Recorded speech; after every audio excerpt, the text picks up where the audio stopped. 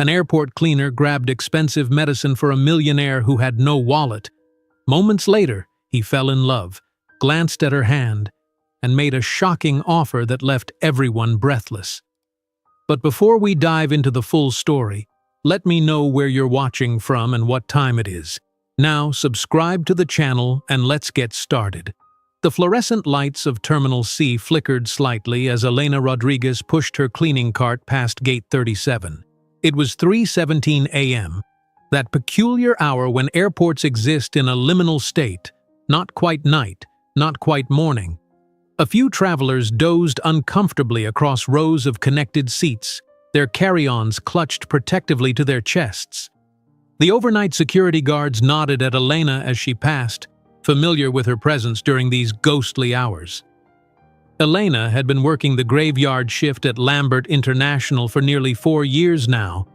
At 32, she hadn't expected to still be cleaning floors and emptying trash bins, but life had a way of derailing even the most carefully laid plans. The night shift paid better, and with her mother's medical bills piling up, she couldn't afford to be particular. She had a bachelor's degree in education gathering dust while she scrubbed toilets and polished chrome fixtures, but there would be time for teaching later. Right now, her focus was keeping their modest 2-bedroom apartment and making sure her mother had everything she needed. As she approached the first-class lounge, Elena noticed a commotion.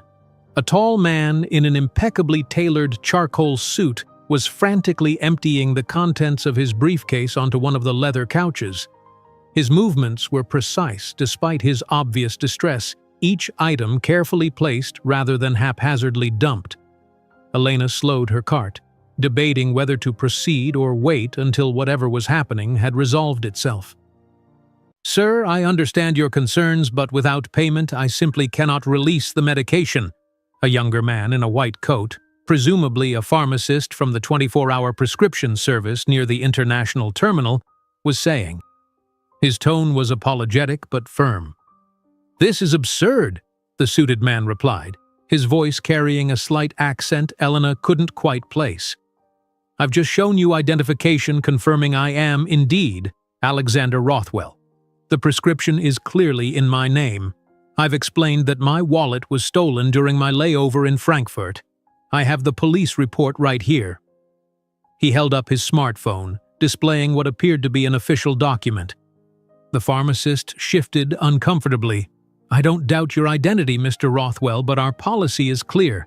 The medication costs $1,700 and we require payment at the time of dispensing. Perhaps you could have someone wire you the money?"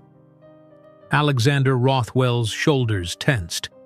"As I've explained 3 times now, my executive assistant who would handle such matters is currently on a flight over the Pacific. I can't reach her for another 4 hours at minimum. I need this medication now." Elena found herself unconsciously moving closer, her cleaning forgotten. The desperation in the man's voice was palpable. Despite his composed exterior, she could see the slight tremor in his hands, the tightness around his eyes. "Sir, It's an immunosuppressant," Alexander interrupted, lowering his voice slightly. "Without it, my body will begin rejecting my transplanted heart within hours. I've already missed 1 dose due to the flight delays." The pharmacist faltered, genuine concern crossing his features, but he shook his head. "I'm truly sorry, Mr. Rothwell. I could lose my license if I dispense without payment. Company policy is absolutely clear on this matter." Alexander closed his eyes briefly, and Elena saw something cross his face. Not anger, but a flash of genuine fear quickly masked. When he opened his eyes again, his expression was perfectly neutral. "I understand. Thank you for your time." The pharmacist hesitated a moment longer, then carefully placed the small paper bag containing the medication back into his delivery case. He nodded once and walked away, casting a regretful glance back as he left. Elena watched as Alexander Rothwell methodically began returning items to his briefcase. A platinum pen, a leather-bound notebook, a tablet in an expensive-looking case, a passport with what looked like a gold emblem on the cover, and several folders with crisp edges. His movements were calm, controlled, but Elena had been observing people in moments of crisis long enough to recognize someone desperately trying to formulate a plan B. Without fully processing what she was doing, Elena abandoned her cleaning cart and approached him. "Excuse me, sir?" Alexander looked up, his piercing blue eyes momentarily unfocused before settling on her face. Up close, Elena realized he was older than she'd initially thought, probably in his mid-40s with salt and pepper hair at his temples and fine lines around his eyes that suggested he smiled often, though he wasn't smiling now. "Yes?" His tone was polite but distracted. Elena took a deep breath. "I couldn't help overhearing. About your medicine." A flash of something, irritation perhaps, or embarrassment, crossed his features. "It's nothing to concern yourself with. I'll sort it out." "I can help," Elena said simply, reaching into the pocket of her uniform. She pulled out her wallet, a worn leather billfold that had been a gift from her father before he passed. From it, she extracted a credit card. "I can pay for it." Alexander stared at her, genuine surprise replacing his careful composure. "I beg your pardon?" "I can pay for your medication," Elena repeated, her voice steadier than she felt. "You said you need it urgently." "I have," she hesitated, mentally calculating her remaining credit limit, "enough to cover it." Alexander's brow furrowed. "Young lady, that medication costs nearly $18,000. Elena nodded. "I know. I heard." She didn't mention that the sum represented more than half her annual salary, or that her credit card was supposed to be for emergencies only. This felt like an emergency, just not her own. "Why would you do that? You don't know me." Elena glanced at the chair where the pharmacist had been sitting, where the bag with the medication had been tantalizingly close. "You said it's for your heart. That sounds important." For a long moment, Alexander seemed speechless, an occurrence Elena suspected was exceedingly rare for him. He studied her face with an intensity that should have been uncomfortable but somehow wasn't. His gaze moved from her eyes to the airport cleaner's uniform she wore, the name tag that read Elena R., and back to her face again. "You're serious," he said finally, not a question but a realization. Elena nodded, suddenly feeling self-conscious. Perhaps she was overstepping, or perhaps this extremely wealthy-looking man might be offended by her presumption. "I can call the pharmacist back," she offered, "if you want." Alexander was still studying her face. Why would an airport cleaner offer to spend what must be a significant sum on a complete stranger? The question wasn't accusatory, merely curious, but Elena felt her cheeks warm slightly. "Because you need it," she said simply, "and I can help." Something shifted in Alexander's expression then, a subtle softening around his eyes. He opened his mouth to respond when his phone rang, a discreet, elegant tone. He glanced at the screen. "My assistant," he murmured, almost to himself, then looked back at Elena. "Excuse me for one moment." He answered the call, walking a few steps away. Elena couldn't make out his words, but his tone was clipped and precise. He ended the call quickly and returned to where she stood, awkwardly holding her credit card. "That was my assistant. She's arranged for an emergency wire transfer to the pharmacy's account. The medication should be released within minutes." A slight smile touched his lips. "But I find myself quite affected by your offer." Elena slipped her card back into her wallet, oddly relieved and slightly embarrassed. "I'm glad it worked out. May I ask your name? Your full name?" "Elena Rodriguez." "Elena," he repeated as if testing how it felt to say it. "I'm Alexander Rothwell." "I gathered that," she said, a small smile escaping despite her attempt to remain professional. "I would very much like to repay your kindness, or rather, your willingness to be kind, even though circumstances didn't require you to follow through." Elena shook her head. "That's not necessary, Mr. Rothwell.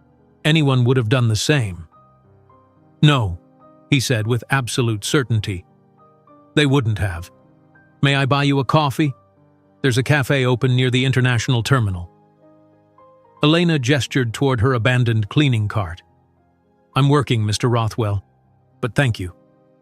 Alexander nodded thoughtfully. Of course. When does your shift end, Ms. Rodriguez? Elena blinked, surprised by his persistence. At 6 a.m. Would you consider breakfast then? I have a 4-hour layover before my flight to Tokyo. He smiled then, a genuine smile that transformed his face, making him appear younger and more approachable. I promise I'm not normally in the habit of inviting strangers to meals. But you were willing to help me in an extraordinary way, and I find myself curious about the person who would do such a thing. Before Elena could respond, the pharmacist reappeared, slightly out of breath as if he'd hurried back. Mr. Rothwell, I've just received confirmation of the wire transfer. I can release your medication now. Alexander nodded. Thank you. He accepted the bag, immediately opening it to examine the contents. Apparently satisfied, he placed it carefully in his briefcase, then returned his attention to Elena, one eyebrow raised in question. Elena hesitated. She normally went straight home after her shift, catching the 6:15 a.m. bus that would get her back to their apartment just as her mother was waking up. The home health aide didn't arrive until 8:00, and Elena liked to be there to help her mother with breakfast and her morning medications. But something about Alexander Rothwell's expression, a mixture of gratitude, curiosity, and something else she couldn't quite define, made her nod. Breakfast would be nice, she said, surprising herself. Alexander smiled again, and Elena was struck by how it seemed to illuminate his entire face. Excellent. Shall we say 6:15 at the Sky Lounge in Terminal A? I have a membership. Elena glanced down at her cleaner's uniform with its industrial stains and functional cut. I'm not sure they'd let me in dressed like this. They will, Alexander said with the easy confidence of someone unaccustomed to being refused. But if you're uncomfortable, there's also the grill, which is open to all passengers and airport staff. The grill would be better, Elena agreed. The grill at 6:15 then. He extended his hand and Elena shook it, noticing the contrast between her work-roughened palm and his smooth one. His grip was firm, but not overpowering. Thank you again, Ms. Rodriguez. Your kindness won't be forgotten. He gathered his briefcase and nodded once more before walking away toward the international terminal. Elena watched him go, still somewhat bewildered by the entire interaction. She shook her head slightly and returned to her cleaning cart, wondering what exactly had possessed her to offer her emergency credit card to a complete stranger, even one in medical distress, and then agree to have breakfast with him. As she resumed her cleaning rounds, Elena tried to dismiss the encounter from her mind, focusing instead on her tasks. But she found herself glancing at her watch more frequently than usual, counting down the hours until the end of her shift. Elena hurried through the employee locker room, grateful that she'd started keeping a change of clothes at work. Nothing fancy, just a simple navy blue blouse and dark jeans, but infinitely better than meeting Alexander Rothwell for breakfast in her stained uniform. She quickly splashed water on her face, applied a hint of mascara and lip balm, and ran a brush through her dark hair, releasing it from the practical bun she wore during shifts. Her reflection stared back at her. Warm brown eyes, high cheekbones courtesy of her Mexican heritage, a small scar above her right eyebrow from a childhood fall. Not glamorous, but presentable. Elena wasn't entirely sure why she cared about her appearance for a simple breakfast with a stranger, but something about Alexander Rothwell made her conscious of the contrast between them. As she made her way to the grill, Elena checked her phone. No messages from her mother or the night nurse, which was good news. Still, she sent a quick text. Running a bit late this morning. Everything okay? The response came seconds later. All fine. Your mother is still sleeping. Take your time. Relief flooded her. Elena rarely deviated from her routine, always rushing home to make sure her mother was comfortable before catching a few hours of sleep herself.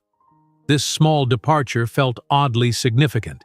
Alexander was already at the grill when she arrived, seated at a corner table partially screened by potted plants. He'd shed his suit jacket, his crisp white shirt setting off his tanned skin. He rose when he spotted her, his smile warm and genuine. "Ms. Rodriguez, I'm glad you could make it." His eyes took in her changed appearance with obvious appreciation, but his gaze remained respectful. "Please, call me Elena," she said, sliding into the chair he held out for her. "Elena," he agreed, "and I'm Alexander." A server appeared immediately, offering menus and coffee. Elena ordered simple scrambled eggs and toast, conscious of both her budget and the fact that she'd be trying to sleep soon.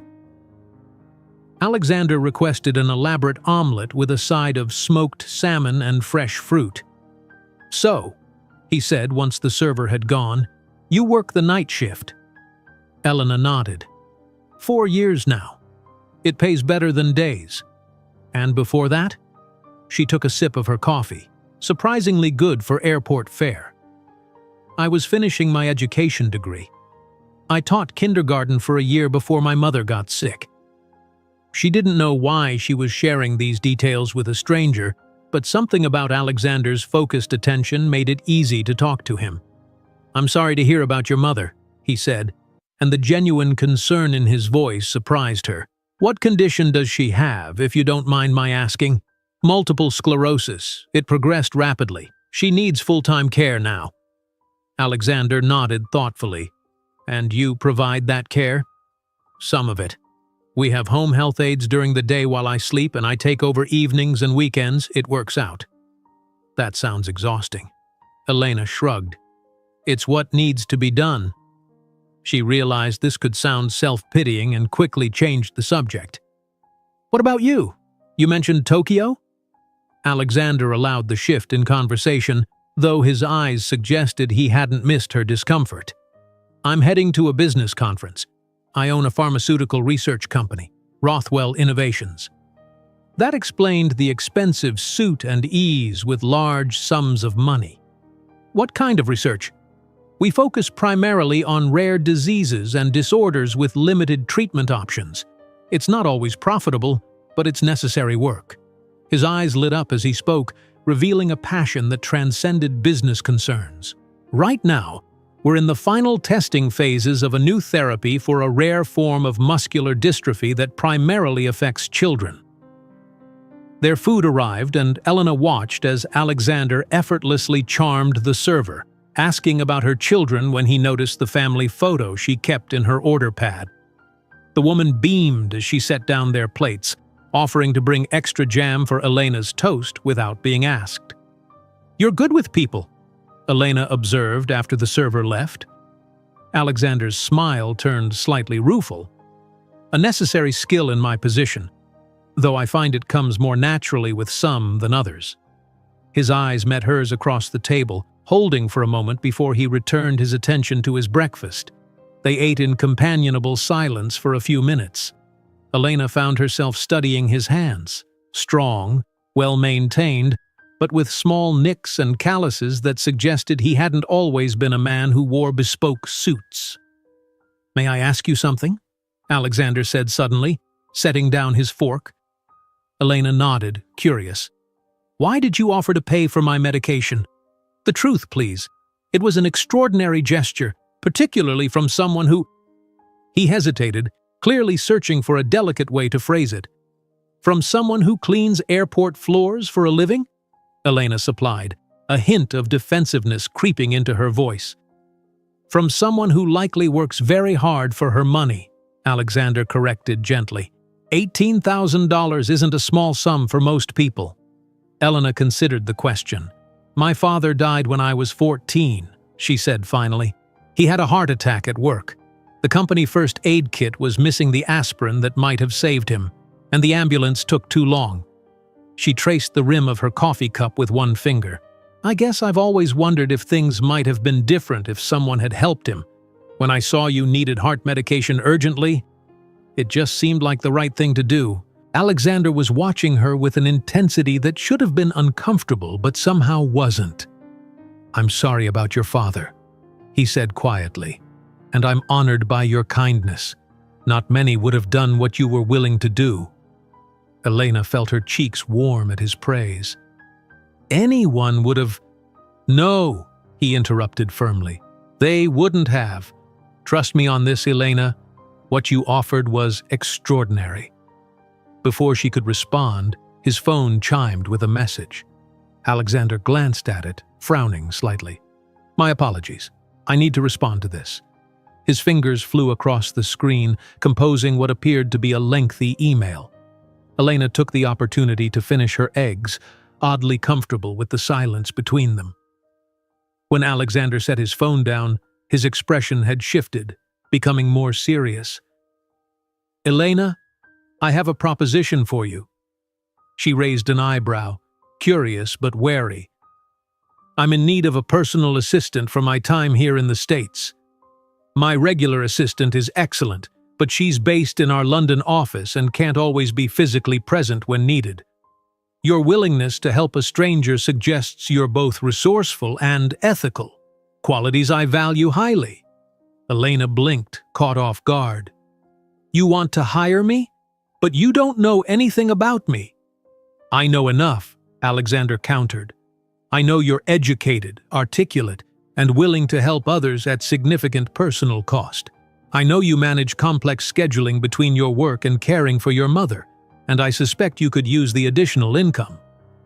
Elena felt a flash of indignation at his presumption, quickly followed by uncomfortable acknowledgement of its accuracy. "I have a job," she said, though even to her own ears it sounded like a weak protest, "one that makes use of perhaps 10% of your capabilities." His gaze was direct but not unkind. "I'm offering you 3 months of employment with a salary of $15,000 per month." Elena nearly choked on her coffee. $15,000, that's ridiculous. "It's the standard rate for executive assistants with top qualifications in my industry," Alexander replied calmly. "The position would involve travel, primarily between New York, Chicago, and San Francisco. But I'd ensure you had time to return home regularly to check on your mother. All expenses would be covered, of course, and I can arrange for additional home health care during your absences." Elena's head was spinning. The amount he'd casually offered was more than she made in 6 months of night shifts. It could pay for her mother's treatment and still leave enough to start rebuilding their depleted savings. But it seemed too good to be true. "Why me?" she asked bluntly. "There must be hundreds of qualified assistants you could hire." Alexander considered her question with obvious care. "Because I trust my instincts, and they're rarely wrong about people. Because I suspect you're wasted cleaning floors when you could be doing something that engages your mind. And," he added with a hint of a smile, "because I find I enjoy your company." Elena felt a flutter of something unfamiliar in her chest at those last words, quickly suppressed. This was business, not whatever else her imagination might suggest. "I don't know the first thing about being an executive assistant," she admitted. "You can learn. The technical aspects are relatively straightforward. What can't be taught is judgment, discretion, and integrity, qualities you've already demonstrated." The server returned to refill their coffee cups, giving Elena a moment to collect her thoughts. The offer was simultaneously tempting and terrifying. She'd be stepping completely outside her comfort zone, entering a world she knew nothing about, with a man she'd just met. "I would need to make arrangements for my mother," she said, surprising herself with the implicit acceptance in her words. Alexander nodded as if her agreement had been a foregone conclusion. "Of course, I can have a home healthcare service interview with you later today. I'll be in the city for 3 days before we'd need to leave for New York." "And after the 3 months?" Elena asked, practical concerns asserting themselves. "That would be entirely up to you. If the arrangement works well, I'd be happy to extend it indefinitely. If not, you'd return home with excellent references and enough savings to give yourself some breathing room while you decide on your next steps." It was a generous offer, possibly life-changing. Yet Elena hesitated, searching for the catch. "I'd need time to think about it. Naturally. Alexander reached into his pocket and extracted a business card, sliding it across the table. It was heavy, cream-colored cardstock with embossed lettering in a subtle charcoal gray. My direct number is on the back. Take today to consider. I'll need your answer by tomorrow morning. I have arrangements to make if you accept. Elena picked up the card, turning it over in her hands. It felt substantial, expensive, like everything else about Alexander Rothwell. "This is very sudden," she said, voicing the thought that had been circling in her mind. Alexander's eyes crinkled at the corners. "I make decisions quickly when I'm confident in them. It served me well in business." He glanced at his watch, a subtle but clearly expensive timepiece. "I should let you get home. You need rest, and I have calls to make before my next flight." They both stood, and Elena suddenly felt awkward, unsure of the proper protocol for ending a meeting that had begun as a thank-you breakfast and somehow morphed into a job offer. Alexander solved the dilemma by extending his hand. "Thank you for joining me, Elena. I hope to hear from you soon." His handshake was firm and warm, lingering just a fraction longer than strictly necessary.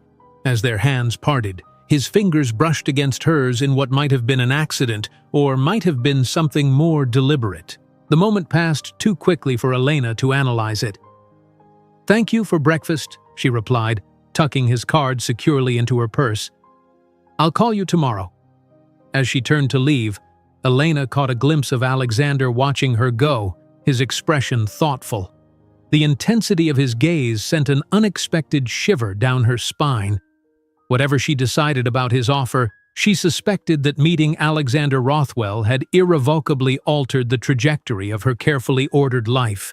The bus ride home gave Elena time to process what had just happened. She stared out the window as the city gradually transformed from the sleek architecture of the airport district to the more modest buildings of her neighborhood. Alexander Rothwell's business card seemed to burn in her purse, a tangible reminder of the surreal interaction. $15,000 a month. The figure kept repeating in her mind, almost too large to comprehend. In 1 month, she would earn more than she currently made in half a year. The practical part of her brain immediately began calculating what that money could do: pay off her mother's medical debt, replace their aging car, maybe even set aside something for the future. The less practical part wondered if there was some hidden catch she wasn't seeing. Elena's apartment building came into view, a faded brick structure with window air conditioning units protruding like metallic growths. It wasn't fancy, but it was clean and safe, with a super who actually fixed things when they broke. She climbed the 3 flights of stairs to 3C, her legs heavy with fatigue after the long night shift. "Mom, I'm home," she called softly as she entered, not wanting to wake Maria if she was still sleeping. "In the kitchen, Carino," her mother replied, her voice strong despite her condition. Elena found Maria Rodriguez seated at their small kitchen table in her wheelchair, sipping tea while Lucia, the morning home health aide, prepared eggs at the stove. At 52, Maria still retained the beauty that had turned heads in her youth, though MS had etched lines of pain around her eyes and mouth that no amount of positive thinking could erase.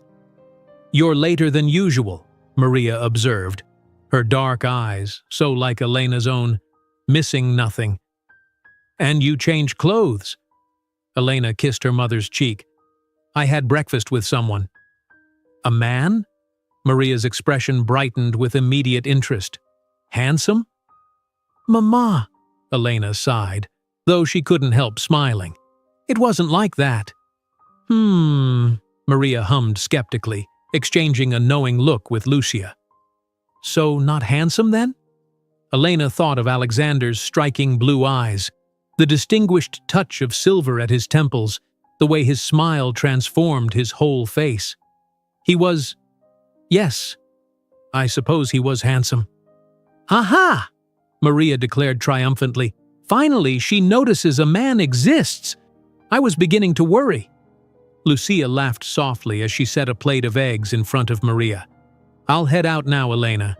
Everything's been fine this morning. Maria took her medication at 6, and I've already helped her with her exercises." "Thank you, Lucia," Elena said gratefully, walking the aide to the door. When she returned to the kitchen, Maria was watching her with that penetrating gaze that had always made it impossible for Elena to hide anything as a child. "So," Maria said, "tell me about this handsome man who kept you from rushing home to check on your troublesome mother." Elena pulled out a chair and sat heavily, suddenly aware of how tired she was. "It's a long story."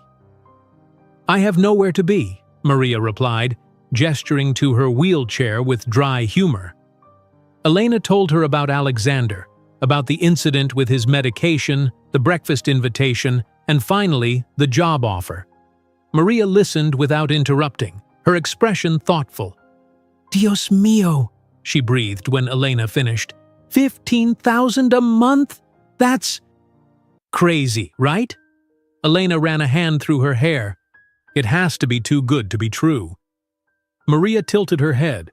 Why? You're intelligent, educated, capable. Why shouldn't someone recognize that and pay accordingly? Because people like Alexander Rothwell don't just offer random airport cleaners high-paying jobs based on one interaction. The doubt that had been simmering beneath the surface emerged fully. What if he wants something else? The implication hung in the air. Maria's eyes narrowed. Did he make any inappropriate suggestions? No, Elena admitted. He was perfectly respectful. Professional even. And he knows you care for me? That you have responsibilities here? Yes. He said he'd arrange for additional care when I needed to travel. Maria was quiet for a moment, absently tracing the rim of her teacup. Show me his card. Elena retrieved Alexander's business card from her purse, handing it to her mother. Maria examined it carefully, running her fingers over the embossed lettering. Rothwell Innovations, she read aloud. I've heard of them.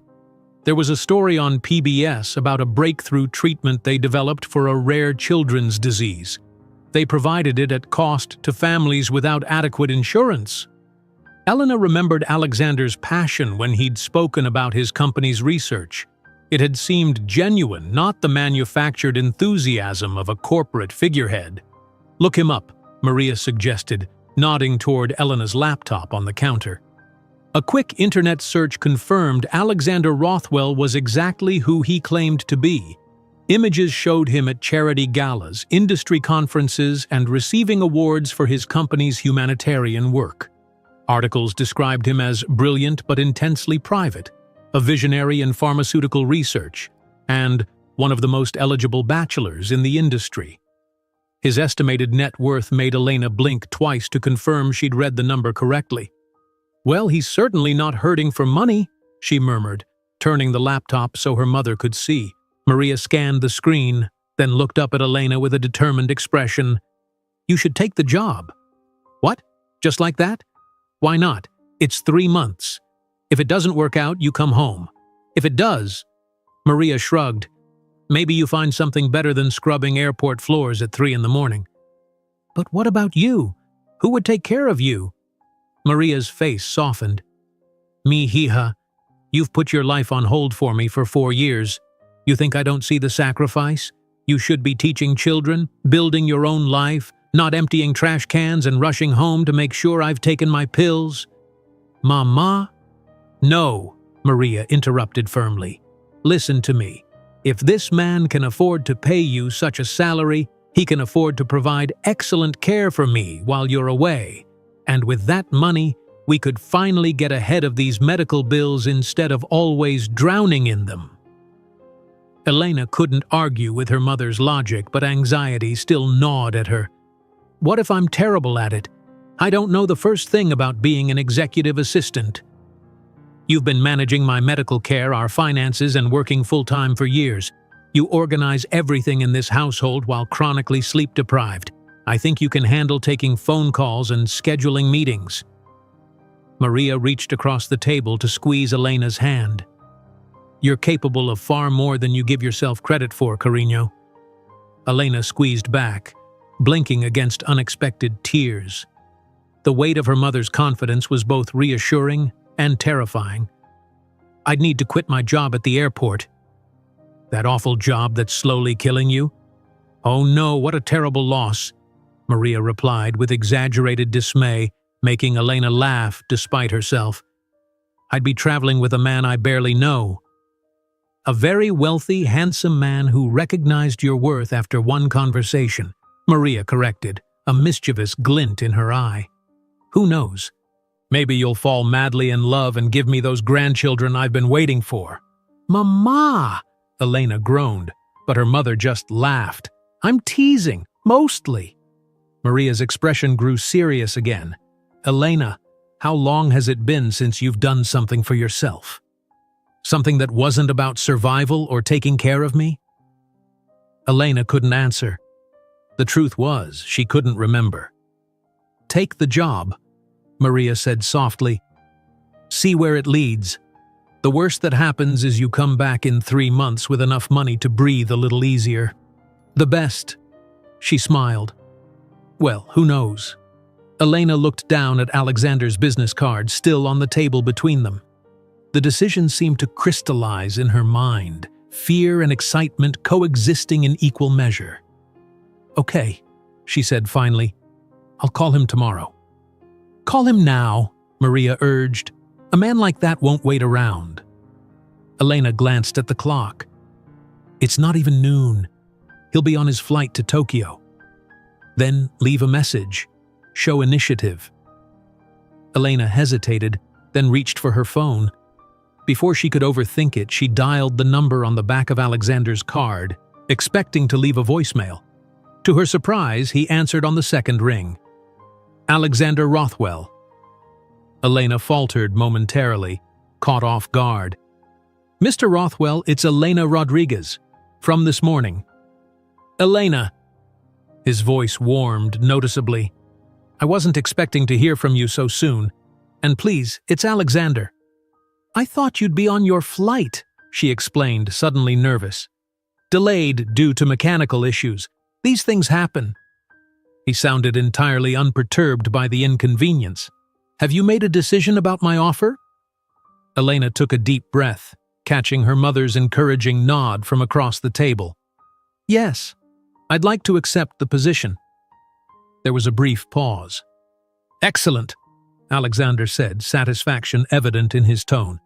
"I'm very pleased to hear that." "I should warn you," Elena added quickly, "I have no experience as an executive assistant. As I said before, the technical aspects can be learned. It's the less tangible qualities that matter, and those you already possess." The background noise on his end increased, and he paused. "I apologize, Elena, but they're calling for boarding. Can you meet me at the Grand Hotel tomorrow at 10 a.m.? We can discuss the details then and begin making arrangements for your mother's care." "Yes, I can do that." "Perfect. I look forward to it." He hesitated, then added, "Thank you, Elena. I think this arrangement will benefit us both." The call ended and Elena set down her phone, feeling slightly dazed. "Well?" Maria prompted. "I start tomorrow," Elena said, the reality of her decision beginning to sink in. "I'm meeting him at the Grand Hotel to work out the details." Maria clapped her hands together. "The Grand, I knew it. Only the best for Signor Rothwell, eh?" Elena couldn't help laughing at her mother's enthusiasm. "Don't get carried away, Mama. This is a job, not a fairy tale." Of course," Maria agreed, though her expression remained decidedly dreamy. "But wouldn't it be something if it were both?" Elena shook her head, but a small secret part of her, a part she hadn't acknowledged in years, wondered the same thing. She remembered Alexander's intense gaze, the way his eyes had lingered on hers across the breakfast table, and felt an unexpected flutter in her chest. "I need sleep," she said firmly, pushing the feeling aside. "I have to be at my best tomorrow." As she headed to her bedroom, Elena heard her mother murmuring a prayer of thanks. Despite her exhaustion, a new energy hummed through her veins, a sense of possibility that had been absent for far too long. Whatever happened next, Elena knew her life had changed course. Whether for better or worse remained to be seen, but for the first time in years, she was stepping toward something rather than merely surviving. She set her alarm, placed Alexander's business card on her nightstand, and fell into a deep, dreamless sleep. The Grand Hotel lived up to its name. Elena stepped into the marble-floored lobby, momentarily overwhelmed by the opulence surrounding her. Crystal chandeliers hung from coffered ceilings, while tasteful floral arrangements adorned tables that looked like they belonged in museums rather than hotel lobbies. She had made an effort with her appearance, wearing her best black dress, simple but elegant, with a cardigan and low heels, her hair loose around her shoulders. Even so, she felt conspicuously out of place among the well-heeled guests and immaculately uniformed staff. Elena approached the front desk, nervously clutching her small purse. "I'm here to meet Mr. Alexander Rothwell." The receptionist's polite smile warmed with genuine delight. "Ah, yes. Mr. Rothwell mentioned you would be arriving. He's in the Regency suite. Jason will escort you." She nodded toward a young man in hotel livery who materialized at Elena's elbow. The elevator ride to the penthouse level was silent, save for Jason's brief explanation of the hotel's amenities. Elena tried to calm her racing heart, reminding herself that this was a business meeting, nothing more. The Regency suite, when Jason admitted her, turned out to be larger than her entire apartment.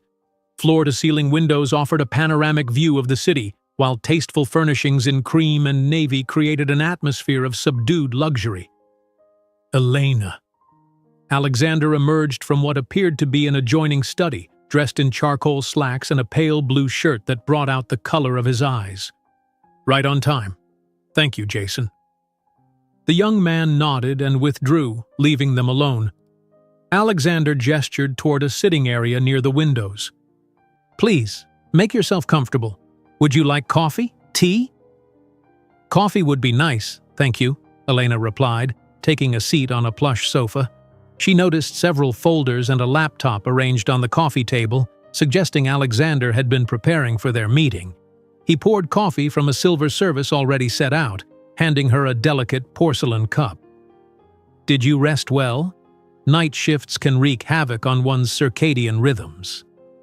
The question caught her off guard, not the inquiry itself, but the genuine concern behind it. "Well enough, thank you.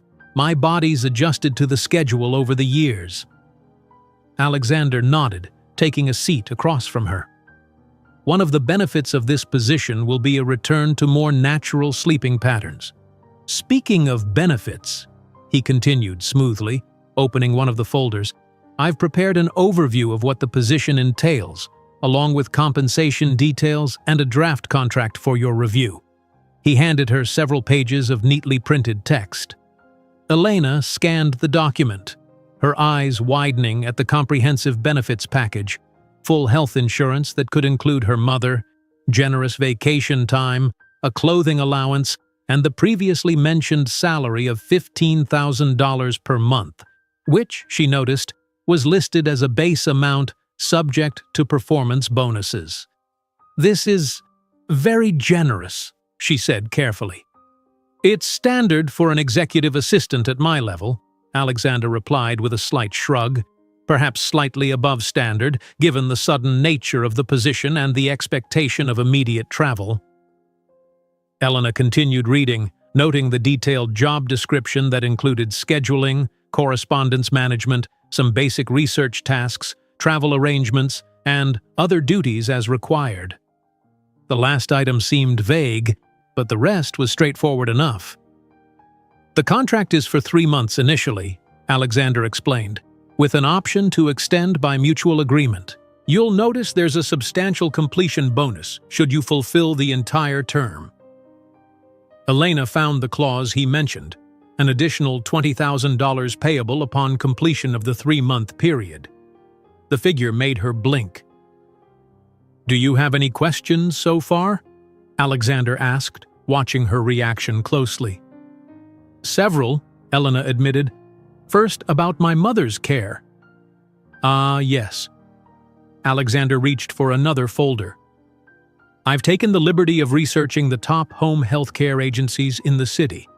This one, he indicated a glossy brochure, specializes in MS patients and can provide round-the-clock care when you're traveling. They come highly recommended and have excellent client reviews. Of course, the final decision is yours and we can explore other options if you prefer. Elena leafed through the brochure, impressed despite herself. The agency appeared to offer exactly what her mother would need, with specialized caregivers trained specifically in multiple sclerosis management. "You've done your homework," she observed. A smile touched Alexander's lips. "I believe in being thorough. Your mother's well-being is obviously a priority for you, which makes it a priority for me as well. And the cost? Would be covered entirely as part of your compensation package," he assured her. "Consider it a necessary business expense that allows you to fulfill your role effectively." Elena set down the brochure, studying Alexander's face. "May I ask you something candidly, Mr. Rothwell?" "Alexander, please." "And yes, of course. Why me? I still don't understand why you'd offer this position to someone with no experience based on a single interaction in an airport." Alexander leaned back slightly, considering her question. "I've built my company on instinct, Elena, on recognizing potential where others might not look. It's served me well." He paused, his gaze direct and unwavering. "You showed exceptional character and judgment in our brief interaction. You were willing to extend yourself significantly to help a stranger in need, with no expectation of reward or recognition.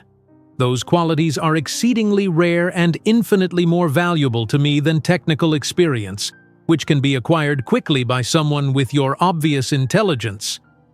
His explanation was reasonable, yet Elena sensed there was more he wasn't saying. Before she could probe further, Alexander continued. "There's also the simple fact that I liked you. We seemed to communicate well, and since you'll be working closely with me, that personal compatibility matters." His eyes met hers directly. "I assure you, my interest is professional, if that was a concern." Elena felt her cheeks warm slightly. "I didn't mean to imply—" "No offense taken," Alexander said smoothly. "It's a fair question. This arrangement does require a certain level of trust on both sides." Elena nodded, returning her attention to the contract. The terms were clear and far more favorable than she could have hoped for. If she was being honest with herself, she had already decided to accept the position. This meeting was merely about addressing her practical concerns. "About the travel," she began. "How often would we be away from the city?" "Initially, quite frequently," Alexander replied. "After Tokyo, I have commitments in New York, San Francisco, Chicago, and briefly in London. However, I've restructured the schedule to include returns to this city every 7 to 10 days, allowing you time with your mother. You'd have most weekends free unless there's an urgent situation." "And my duties would primarily be administrative?" "Primarily, yes. Managing my schedule, coordinating with various departments and external partners, handling correspondence, some light research. Occasionally, you might attend meetings with me to take notes or follow up on action items." He smiled slightly. "I suspect you'll find it less physically demanding than cleaning airport terminals, though perhaps more mentally taxing." Elena couldn't help returning his smile. "I think I can handle mental taxation. It's been a while since I've used my brain for something more challenging than calculating cleaning solution ratios." Alexander's expression warmed with approval. "I have no doubt you'll excel." He reached for his coffee cup, then paused. "There is one aspect of the position I should mention. Discretion is paramount. You'll be privy to sensitive business information, research developments, and occasionally personal matters. Absolute confidentiality is essential." "Of course," Elena agreed without hesitation. "I understand." "Excellent." Alexander set down his cup and leaned forward slightly. "Now, practicalities. If you accept the position, we would leave for New York the day after tomorrow. My Tokyo trip has been rescheduled due to the conference being extended, which gives us a day to prepare. You'll need appropriate attire for business settings. I've arranged for a personal shopper at Neiman Marcus this afternoon, if that's acceptable." Elena blinked at the casual way he mentioned what would undoubtedly be an expensive shopping expedition. "That's very generous, but it's a business expense," Alexander interrupted gently. "Your appearance will reflect on the company. I'm not suggesting anything extravagant, just professional attire suitable for the environments we'll be in. The clothing allowance in your contract covers it." Put that way, it was hard to argue. Still, the thought of shopping at Neiman Marcus, a store she'd walked past but never entered, was slightly terrifying. "I've also arranged for this," Alexander continued, sliding a small leather case across the coffee table. Elena opened it to find a sleek smartphone, far more advanced than her basic model. "Company phone. It's already programmed with necessary contacts and synchronized with my calendar. You'll find the user guide inside, along with login credentials for company email and other systems." The thoughtfulness of his preparations impressed her. Alexander had clearly anticipated most of her practical concerns and addressed them in advance. The remaining question was whether she was truly ready for such a dramatic life change. As if reading her thoughts, Alexander leaned forward, his expression earnest. "Elena, I understand this is a significant decision. If you need more time—" "No," she interrupted, surprising herself with her certainty. "I don't need more time. I accept the position." Alexander's face broke into a genuine smile that transformed his features, erasing the careful reserve he typically maintained. "I'm very pleased to hear that." He extended his hand across the table. When Elena took it, his grip was warm and firm. For just a moment, as their hands clasped, she felt a subtle charge pass between them, something beyond the professional arrangement they were confirming. Alexander's eyes flickered briefly to her bare ring finger, an observation so quick she might have imagined it before he released her hand. "We should celebrate," he declared, standing. "Are you free for lunch? There's an excellent restaurant downstairs." Elena hesitated. "Actually, I should check on my mother and begin making arrangements. Plus, if I'm going shopping this afternoon—" Alexander nodded immediately. "Of course. Practical considerations first." He wrote an address and time on a hotel notepad and handed it to her. "The personal shopper will meet you here at 2. Her name is Sophie, and she's excellent at her job. Just tell her what you need, and she'll handle the rest." He reached into his jacket and pulled out a slim wallet, extracting a black credit card that he placed beside the note. "Use this for the purchases. It's a company card." Elena stared at the card, its matte surface embossed with platinum lettering. "I can't—" "You can, and you should," Alexander said firmly. "This is business, Elena. The sooner you become comfortable with that, the more effective you'll be in this role."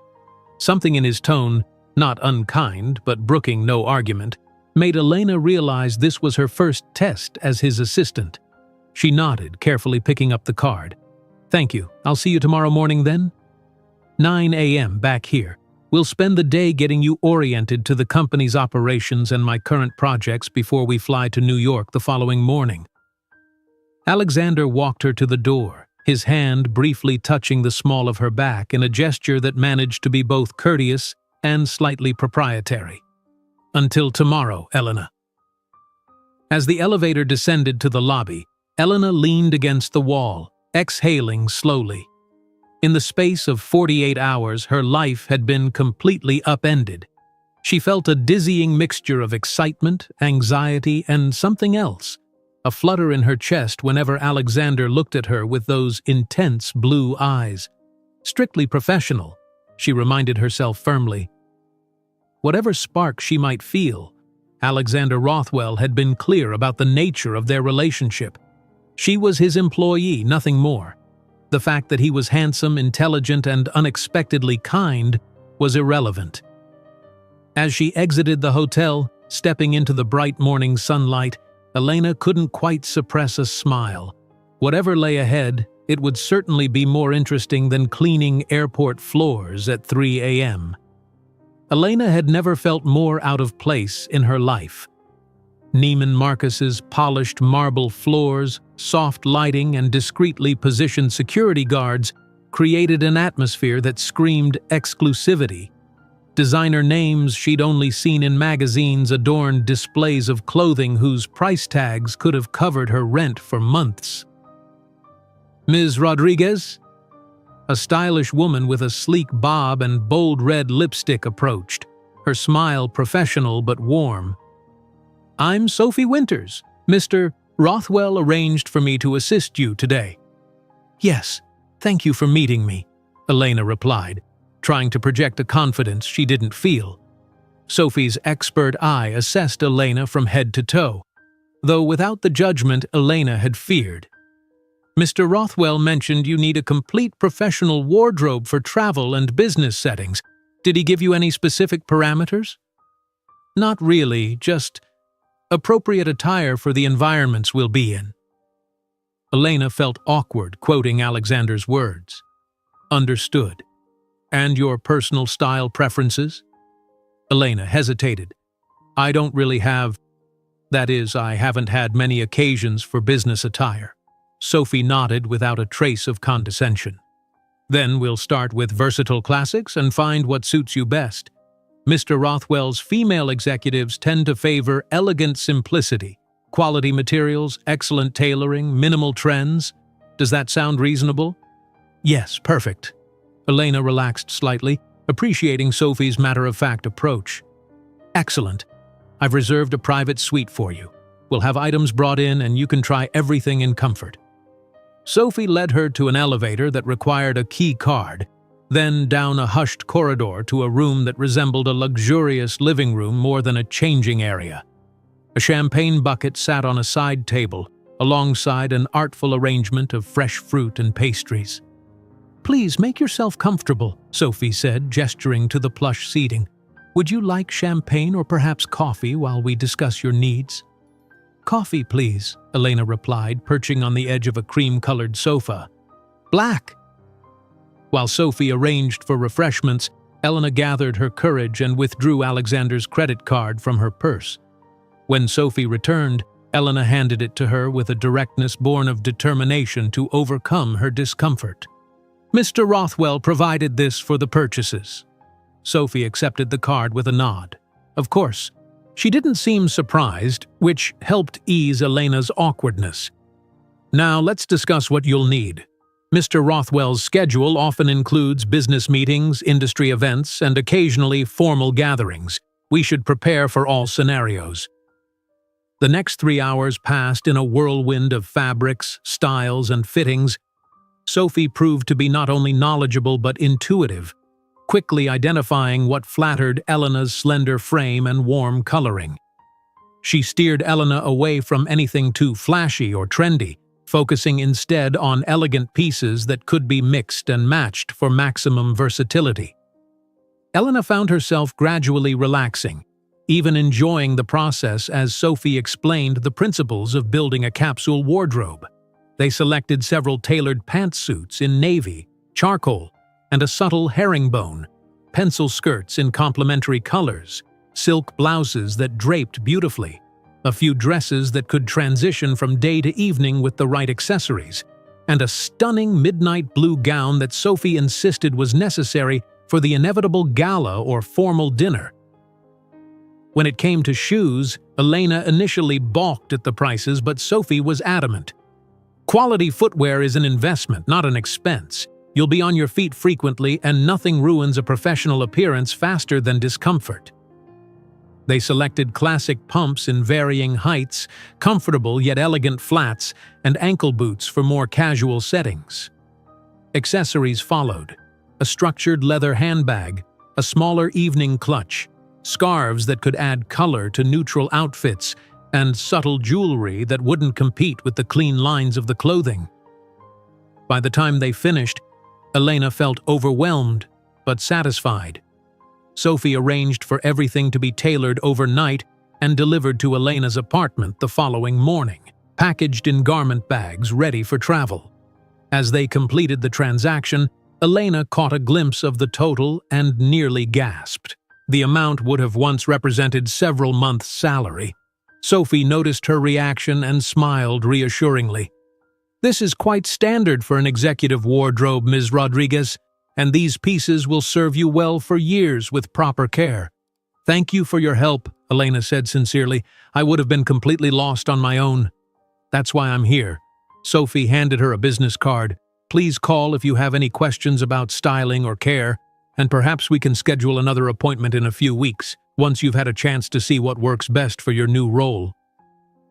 Outside the store, Elena took a deep breath of fresh air, feeling as though she'd survived some strange initiation ritual.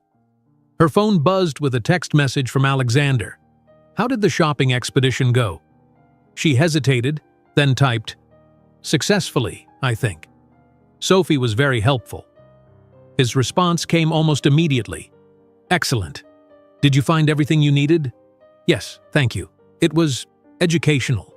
A pause, then, "I hope not too overwhelming. First step in a new world." Elena smiled at his perceptiveness. "A bit overwhelming, but in a good way. I'm looking forward to tomorrow. As am I." "Rest well, Elena." She slipped her phone back into her purse, that now familiar flutter returning to her chest. With a renewed sense of purpose, Elena headed home to share the day's developments with her mother and begin preparing for her new life. Maria was ecstatic about the shopping expedition, insisting on hearing every detail. "Neiman Marcus, with a personal shopper, like in the movies." Her enthusiasm was contagious, and Elena found herself laughing as she described Sophie's efficient expertise. "And he just gave you his credit card? Just like that?" Maria marveled. "It's a company card, Mama, for business expenses." "Still," Maria's eyes twinkled. "There's something very romantic about a man buying a woman beautiful clothes." "It's not romantic," Elena protested. "It's practical. I need to look the part." Maria hummed skeptically. "And this Alexander, he is handsome, you said?" "That's hardly relevant," Elena replied, but couldn't quite meet her mother's knowing gaze. The afternoon passed quickly as Elena called the home health care agency Alexander had recommended. To her surprise, they were already expecting her call and had prepared a detailed care plan for Maria based on information Alexander had apparently provided. A supervisor would visit the next morning to finalize arrangements and introduce the primary caregivers who would be supporting Maria during Elena's absences. As evening approached, Elena began packing essentials for the upcoming trip, following the guidance Sophie had provided about travel-friendly items. Her old suitcase looked embarrassingly shabby, but it would have to do until she received her first paycheck. Her phone buzzed again. This time, it wasn't a text, but a call from Alexander. "I hope I'm not disturbing you," he said when she answered. "Not at all, I'm just packing." "About that." There was a smile in his voice. "You should be receiving a delivery shortly. A few additional items you might need." As if on cue, her doorbell rang. Elena opened it to find a delivery person holding several bags and boxes emblazoned with the logos of high-end luggage and travel accessory brands. "What is this?" she asked Alexander, stepping aside to allow the delivery person to set everything down in her living room. "Just a few necessities," he replied casually. "Proper luggage, a travel adapter, a document organizer, practical things." Elena stared at the elegant navy suitcase set, the buttery leather travel wallet, and various other accessories. "This is too much, Alexander." "It's not a gift, Elena. It's equipment for your job," he corrected gently. "Think of it as providing a carpenter with proper tools. I should have mentioned it earlier, but it slipped my mind until I was reviewing the travel itinerary."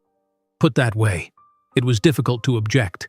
Still, Elena felt a nagging discomfort at accepting so much so quickly. "I'll reimburse the company from my salary." A brief pause. "If that makes you more comfortable, certainly, though it's unnecessary."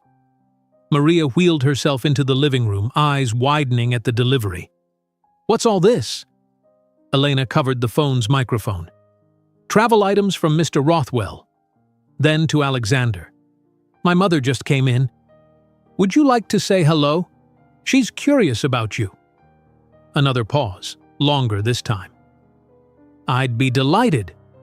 Elena handed the phone to her mother, an unexpected nervousness fluttering in her stomach as the two people who mattered most in her very different worlds connected for the first time. "Mr. Rothwell, I'm Maria Rodriguez. Thank you for giving my daughter this wonderful opportunity." Maria's face lit up as she listened to his response. "Yes, she is very capable. Oh, I'm managing quite well, thank you for asking. That sounds like an excellent agency. No concerns, I want Elena to spread her wings a bit. Yes, she mentioned that." Elena busied herself examining the luggage, trying not to eavesdrop too obviously, but she couldn't help noticing her mother's delighted laughter at something Alexander said. "It was lovely speaking with you too, Mr. Rothwell. I'll pass you back to Elena now." Maria handed over the phone with an approving nod and mouthed, "I like him." "Your mother is charming," Alexander said when Elena returned to the call. "I can see where you get your warmth." "She likes you," Elena replied, oddly pleased by this development. "High praise indeed. Mothers are excellent judges of character." There was a smile in his voice. "I won't keep you any longer. You must have much to arrange before tomorrow. I just wanted to ensure the delivery arrived safely." "It did. Thank you. It was very thoughtful." "Not at all. Get some rest, Elena. Tomorrow will be busy." A brief pause. "I'm looking forward to working with you." "Me too," she admitted, surprised by how true it was. After they disconnected, Maria wheeled closer, her expression knowingly smug.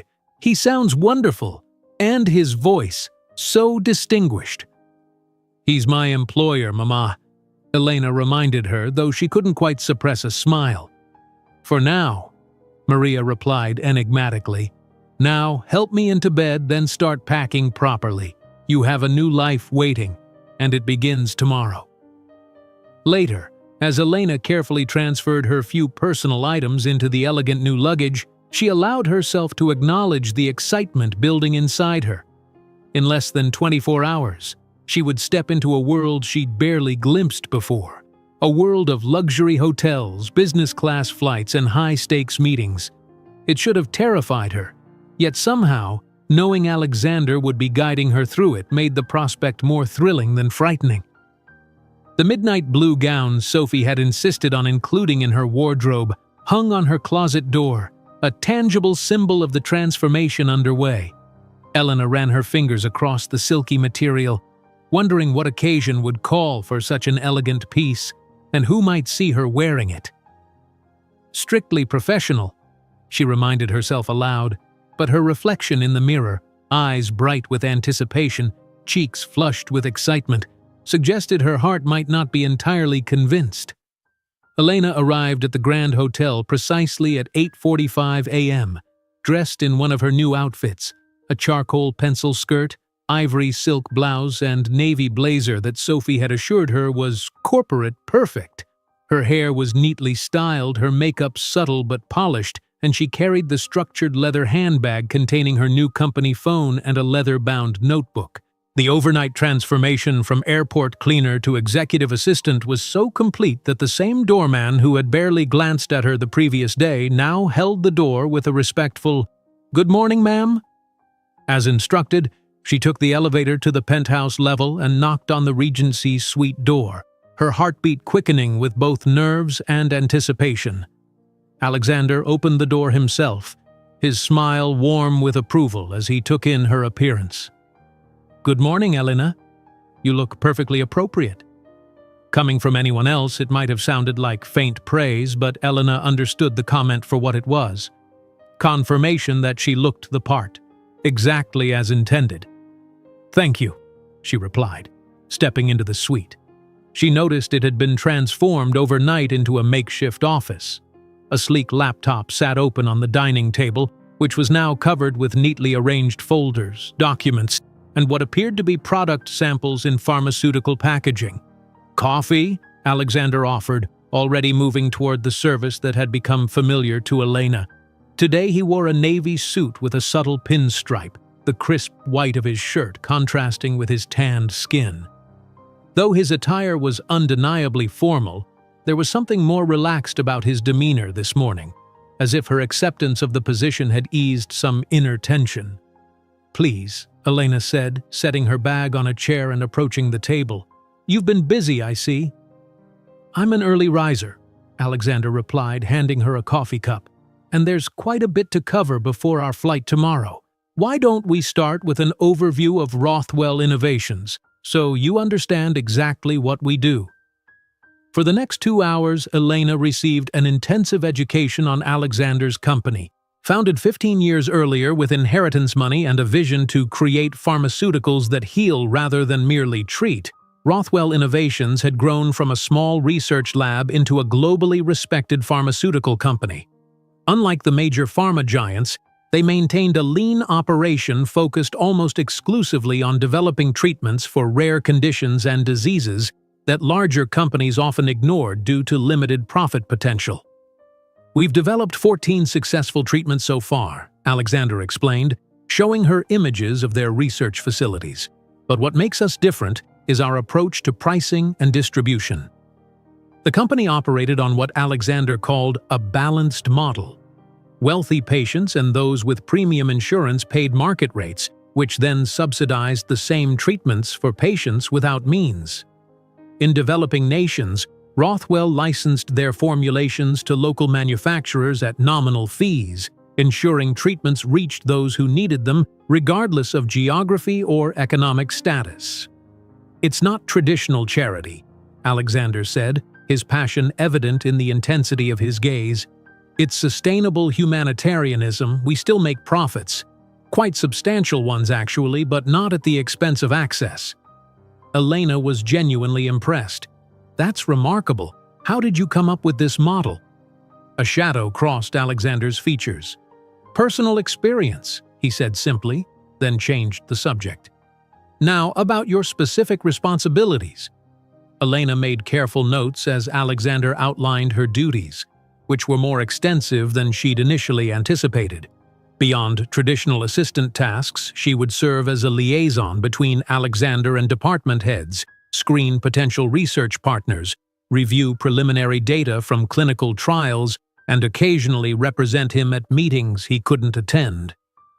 "That sounds like more than an assistant," she observed. "More like a junior executive." Alexander smiled. "You're perceptive. The title is executive assistant, but in practice, you'll function as something closer to a chief of staff. I've found that artificial hierarchies impede both efficiency and innovation. I value capability over credentials." "But I don't have experience in pharmaceuticals or business," Elena reminded him, momentarily overwhelmed by the scope of what he was describing.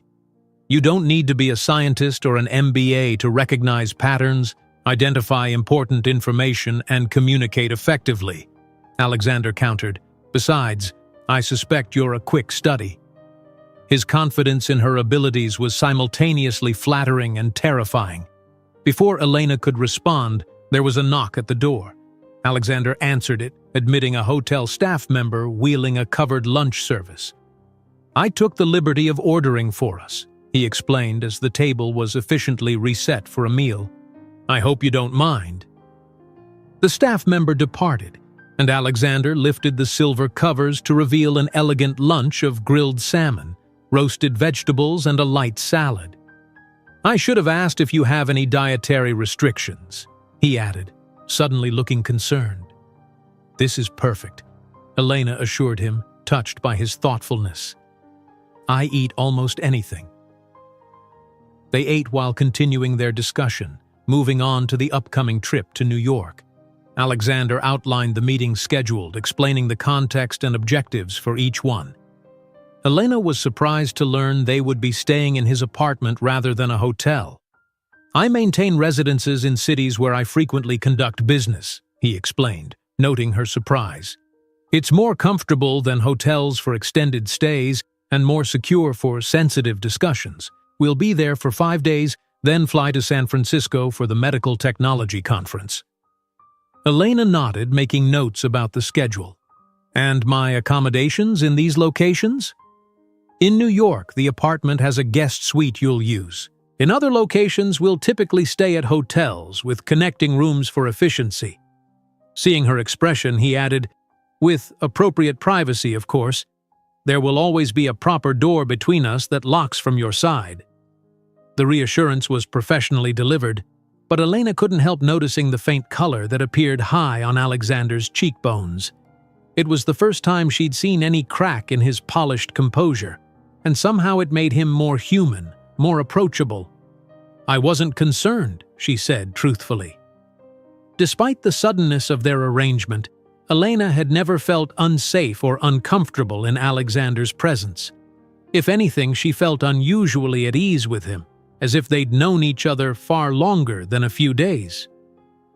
Alexander's eyes met hers, a moment of silent understanding passing between them before he cleared his throat and returned to business. "After lunch, I'd like to introduce you to our secure communication systems and database access. You'll need to be familiar with both before we leave." The afternoon passed quickly as Elena absorbed an overwhelming amount of information. Alexander proved to be a patient teacher, explaining complex procedures clearly and never showing frustration when she needed clarification. By late afternoon, her head was swimming with passwords, protocols, and pharmaceutical terminology. "I think that's enough for today," Alexander said finally, noting her fatigue. "You've done remarkably well. Most people take weeks to assimilate what you've managed in hours." "I feel like my brain is about to explode," Elena admitted with a small laugh. "Information overload is normal. It will settle in overnight." Alexander closed his laptop, his movements precise as always. "Why don't you head home and rest? Make sure everything is arranged for your mother, finish your packing. Our flight tomorrow is at 10 a.m., so we'll need to leave for the airport by 8. Elena nodded, gathering her belongings. As she slipped her notebook into her new bag, she hesitated. "Alexander, I want to thank you again for this opportunity. It's not what I expected when I offered to help you at the airport." His expression softened. Life rarely gives us what we expect, does it? Sometimes it gives us what we need instead. There was something in his tone, a hint of personal experience behind the philosophical observation, that made Elena wonder again about the man behind the polished exterior. "I suppose that's true?" she agreed, rising to leave. "I'll see you tomorrow morning then." Alexander walked her to the door. "One more thing," he said, just as she was about to step into the hallway. "You did well today, Elena. Very well. I believe my instincts about you were correct." The simple praise shouldn't have affected her so strongly, but Elena felt a warmth bloom in her chest. "Thank you. I'll try not to disappoint you." "I don't believe you will," he replied, his blue eyes holding hers for a moment longer than strictly necessary. "Until tomorrow." The drive home gave Elena time to process the day's information overload. Alexander Rothwell was clearly more than the wealthy businessman she'd initially taken him for. His company's ethical approach to pharmaceutical development suggested principles and values that aligned surprisingly well with her own. And while he maintained a certain reserve, there were moments when she glimpsed something deeper. A passion for his work, a genuine concern for others, a subtle vulnerability that humanized his otherwise perfect composure. At home, Elena found her mother engaged in an animated conversation with Camilla Rivera, the supervisor from the home health care agency. The two women looked up as Elena entered, both smiling widely. "Elena, come meet Camilla. She's been telling me all about the wonderful care I'll receive while you're traveling," Maria exclaimed, clearly delighted with the arrangements. Camilla stood, extending her hand. "Ms. Rodriguez, it's a pleasure. We've been finalizing the care schedule for your mother. I believe you'll find everything is well in hand." The next hour was spent reviewing care plans, emergency protocols, and introducing Elena to the two primary caregivers who would be supporting Maria. By the time they left, Elena felt a weight lift from her shoulders. Her mother would be well cared for, perhaps better than when Elena was juggling her night shifts and caregiver duties. "They're wonderful," Maria declared once they were alone. "And did you see all the equipment they're bringing? A better wheelchair, the special bath chair, the exercise equipment for my therapy, all included in the service." Elena nodded, grateful for Alexander's thoroughness in arranging her mother's care. Another debt she was accruing to him, though he would undoubtedly dismiss it as a business necessity. "Are you all packed, Carino?" Maria asked, wheeling herself to the kitchen. "I made your favorite for dinner tonight. One last home-cooked meal before you join the jet set." Elena laughed, following her mother. "Hardly the jet set, Mama. I'll be working, not socializing with celebrities. Still, business-class flights, fancy hotels, designer clothes, quite a change from garbage bags and floor polish, no?" Maria's eyes twinkled as she began serving the chicken mole she'd prepared. "And all because you offered to help a handsome stranger." "It does seem unreal," Elena admitted, accepting the plate. "Sometimes I wonder if I'll wake up and find it was all a dream." "Not a dream," Maria said firmly. "An opportunity well deserved. You've sacrificed so much for me these past years. It's time something good happened for you." Elena smiled, touched by her mother's support. "I'm still worried about leaving you." "Pah!" Maria waved a dismissive hand. "I'll be fine. Better than fine with all this fancy new help. And you'll call often, yes?" "Every day," Elena promised. "Then go," Maria said simply. "Go see the world beyond this apartment and that airport. Go find out what Elena Rodriguez is capable of becoming." That night, as Elena finished packing her new luggage with her new clothes for her new life, she found herself filled with a strange mixture of excitement and trepidation.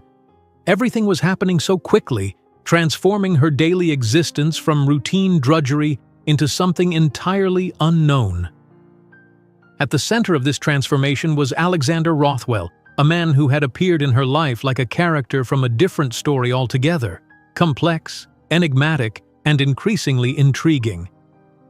As she set her alarm for an early start, Elena realized she was genuinely looking forward to seeing him again in the morning. The thought should have alarmed her, given their professional relationship, but instead it brought a small smile to her lips as she drifted into sleep. The sleek black town car glided through early morning traffic as Elena tried to appear nonchalant about the luxury surrounding her. From the butter-soft leather seats to the privacy partition to the discreet refreshment cabinet, everything screamed wealth and privilege, a world away from the noisy, crowded bus she usually took to the airport. Alexander sat beside her, reviewing documents on his tablet while occasionally dictating notes into his phone. He wore another impeccably tailored suit, this one a deep charcoal that seemed to emphasize the blue of his eyes. Elena had chosen a navy pantsuit from her new wardrobe, paired with a simple silk shell in a soft blush tone, professional but feminine. "Have you been to New York before?" Alexander asked, setting his tablet aside as they approached the airport. Elena shook her head. "No, I've hardly traveled at all, actually. A few trips to Mexico to visit family when I was younger, but that's it. Then I hope you'll have some time to experience the city beyond meeting rooms and my apartment," Alexander said with a smile. "New York has an energy unlike anywhere else." "I'd like that," Elena admitted, "though I'm not sure how much free time we'll have given the schedule." "I'll make sure you get at least one afternoon to yourself," Alexander promised. "Consider it part of your orientation." At the airport, Elena experienced another first, the VIP entrance that bypassed the usual security lines. A discreet sign marked "Premium Services" led them to a private screening area where they were processed quickly and efficiently, then escorted directly to the first-class lounge. Elena tried not to gawk at the opulent space with its chef-staffed buffet, private shower suites, and complimentary spa services. "Would you like anything?" Alexander asked as they settled into plush chairs by the window overlooking the tarmac. "Just coffee, thank you," Elena replied, still feeling slightly dazed by the rarefied environment. Alexander nodded to a passing attendant who returned moments later with a silver tray bearing a French press, fine china cups, and a selection of pastries. "I took the liberty of ordering some breakfast as well," Alexander explained. "The flight is only about 4 hours, but the morning meal on board is never quite substantial enough. As they sipped their coffee, Alexander briefed her on their first meeting scheduled for that afternoon, a discussion with research partners from Columbia University Medical Center about a promising new treatment for a rare neurological disorder. You mentioned yesterday that your approach to pharmaceuticals came from personal experience, Elena said carefully, seizing an opportunity to learn more about him. May I ask what you meant by that? Alexander was quiet for a moment, his gaze distant. My younger sister had a rare genetic condition, he said finally. Calvert syndrome. Only a few dozen documented cases worldwide at the time. Elena stayed silent, sensing there was more to the story, and that Alexander needed space to tell it in his own way. She was brilliant, could solve complex mathematical equations in her head by age 8, taught herself 3 languages by 12. A faint smile touched his lips at the memory. But the disease was progressive. By 15, she was losing motor control. By 17, she needed full-time care. I'm so sorry, Elena said softly. The existing treatments were palliative at best and bankruptingly expensive. My family had resources, but I saw what happened to other families affected by rare diseases. They'd exhaust their savings, sell their homes, destroy their financial futures, all for treatments that merely slowed the inevitable. His jaw tightened. When I came into my inheritance, I decided there had to be a better way. Did you find a treatment for your sister? Elena asked. Alexander's expression clouded. Too late, he said simply. She died at 23, but her condition became the first research initiative at Rothwell Innovations. The treatment we developed can now halt the progression entirely if administered early enough. The pain in his voice was controlled but unmistakable. Elena fought the impulse to reach for his hand, maintaining the professional boundary between them despite her instinctive desire to offer comfort. That's why I was so affected by your offer at the airport, Alexander continued, meeting her eyes directly. The medication I needed, it's for a heart condition related to a virus I contracted while visiting research sites in Southeast Asia 3 years ago. Not immediately life-threatening, but without it, complications develop rapidly. Your willingness to help reminded me that human compassion exists beyond self-interest. I see too little of that in my world. Before Elena could respond, the lounge attendant approached to inform them their flight was ready for boarding. The moment of vulnerability passed, and Alexander was once again the composed businessman as they made their way to the gate. The first-class cabin was another revelation for Elena. Individual suites with seats that fully reclined into beds, personal entertainment systems, and attentive flight attendants who addressed Alexander by name, suggesting he was a frequent flyer on this route. Elena settled into her seat, trying not to appear too awestruck by the amenities surrounding her. First time in first class? Alexander asked with a knowing smile as he accepted a pre-flight champagne from the attendant. That obvious, huh? Elena replied, slightly embarrassed. Not at all. But there's a particular expression people get, a blend of delight and disbelief, that tends to give it away. His eyes crinkled warmly at the corners. Enjoy it. These small luxuries make frequent travel bearable. During the flight, they continued reviewing the upcoming meetings, with Alexander providing detailed background on each participant, their history with the company, and strategic objectives. Elena took careful notes, determined to prove herself worthy of his confidence in her abilities. You don't need to memorize everything, Alexander assured her, noticing her intensity. That's why we document. But understanding the personal dynamics is often as important as the technical details. Elena nodded, appreciating his guidance. People respond to feeling understood. Precisely. Alexander looked pleased by her understanding. Business is ultimately about relationships. The most brilliant innovation is worthless if you can't navigate the human factors involved in bringing it to market. As their working session concluded, Alexander suggested she rest for the remainder of the flight. Elena reclined her seat, intending to close her eyes briefly, but the comfortable environment and her early start conspired against her. She fell into a deep sleep, waking only as the captain announced their final approach to JFK. Embarrassed, Elena quickly adjusted her seat and checked her appearance. "I'm so sorry. I didn't mean to fall asleep on the job." Alexander dismissed her concern with a wave. "Travel rest isn't leisure, it's necessity. You'll learn to sleep whenever the opportunity presents itself. It's the only way to manage the pace." His understanding eased her discomfort, and Elena felt a rush of gratitude for his patience with her inexperience. Every new setting, every unfamiliar protocol was a potential misstep, yet Alexander's guidance remained calm and non-judgmental. New York greeted them with brilliant autumn sunshine and crisp air. Another town car waited on the tarmac. A perk of first-class travel, Elena was learning, whisking them directly from plane to vehicle without the usual airport formalities. "We'll go straight to the apartment," Alexander said as they settled in.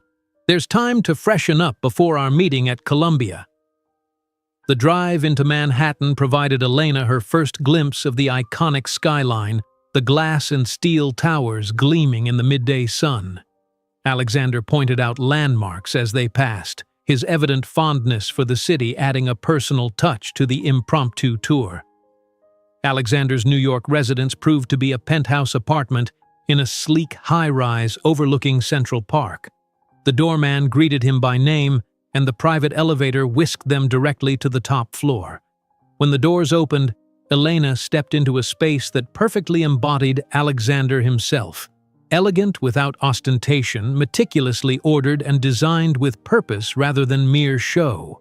Floor-to-ceiling windows offered panoramic views of the park and city beyond.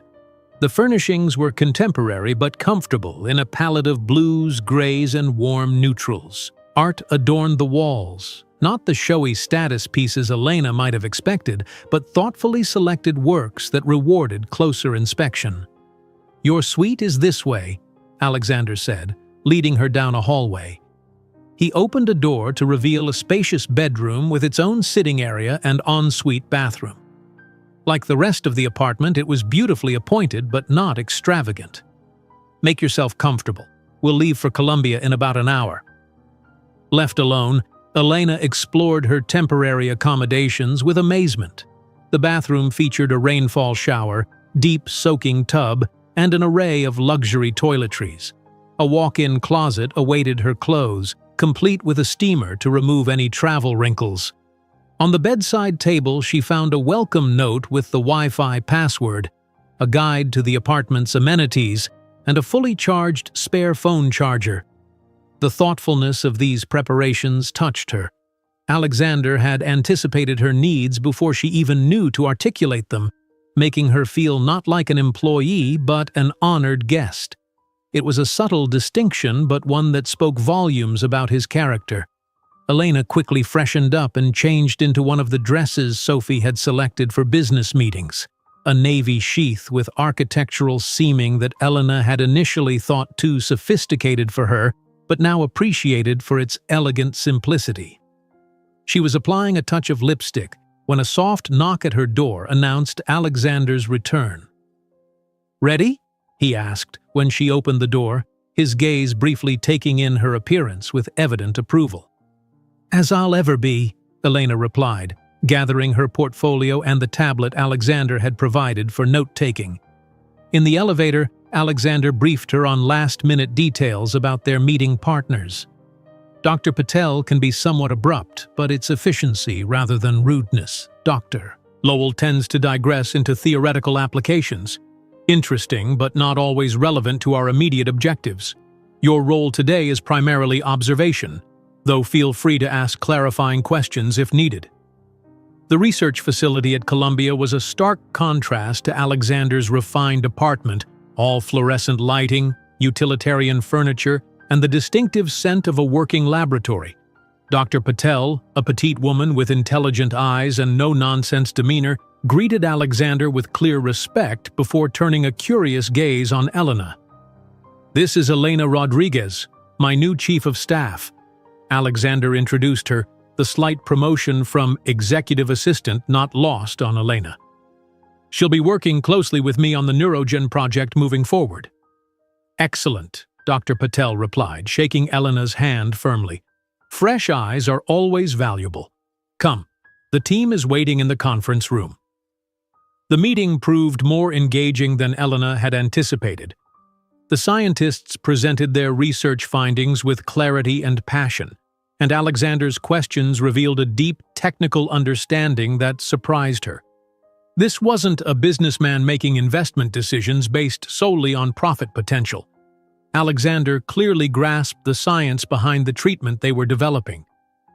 As the discussion progressed to funding allocations for the next research phase, Elena noticed a discrepancy in the budget projections. She hesitated, remembering Alexander's instruction that her role was primarily observation, but the error was significant enough to potentially impact the entire project timeline. During a brief pause while Dr. Lowell pulled up additional data, Elena leaned toward Alexander. There's an inconsistency in the Phase 2 funding allocation, she whispered, indicating the relevant section in the documents.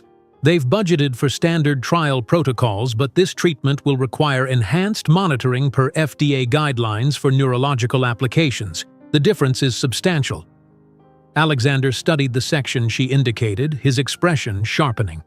When Dr. Lowell resumed his presentation, Alexander raised the issue, credit unmentioned, but Elena's observation clear in his articulation of the concern. The scientists quickly recognized the oversight, Dr. Patel actually looking relieved that it had been caught early rather than discovered mid-trial. This would have caused significant delays, she acknowledged. We'll need to revise the entire budget structure. By the meeting's end, a new framework had been established that would keep the project on track despite the increased monitoring requirements. As they left the facility, Elena noticed Alexander watching her with a speculative expression. That was an excellent catch, he said finally as they settled back into the town car. How did you identify the discrepancy? Elena explained that she'd noticed similar FDA requirements mentioned in the company materials he'd had her review the previous day. The protocols seemed very specific about neurological treatments requiring enhanced monitoring, and the budget didn't reflect those additional costs.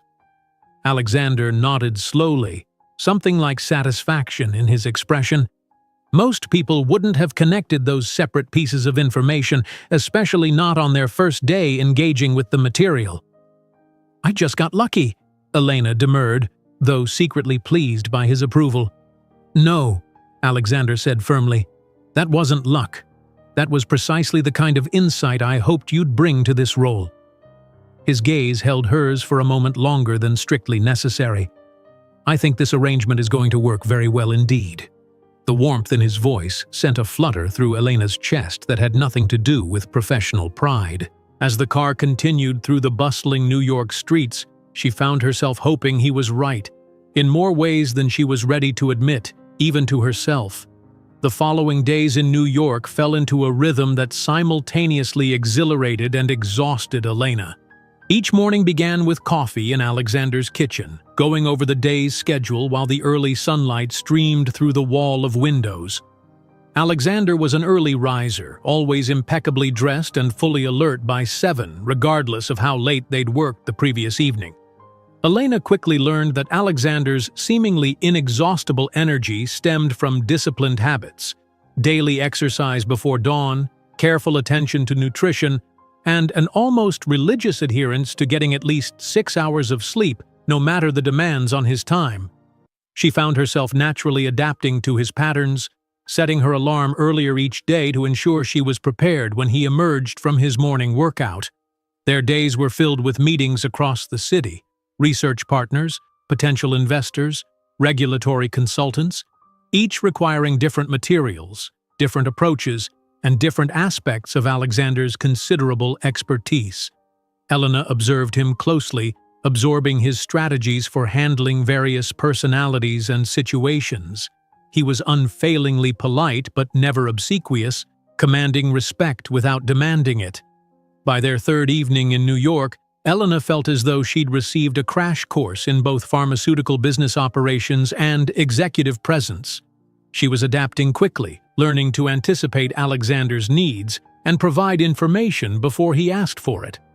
The satisfaction of his approving nods when she handed him precisely the document he'd been about to request made the steep learning curve worthwhile.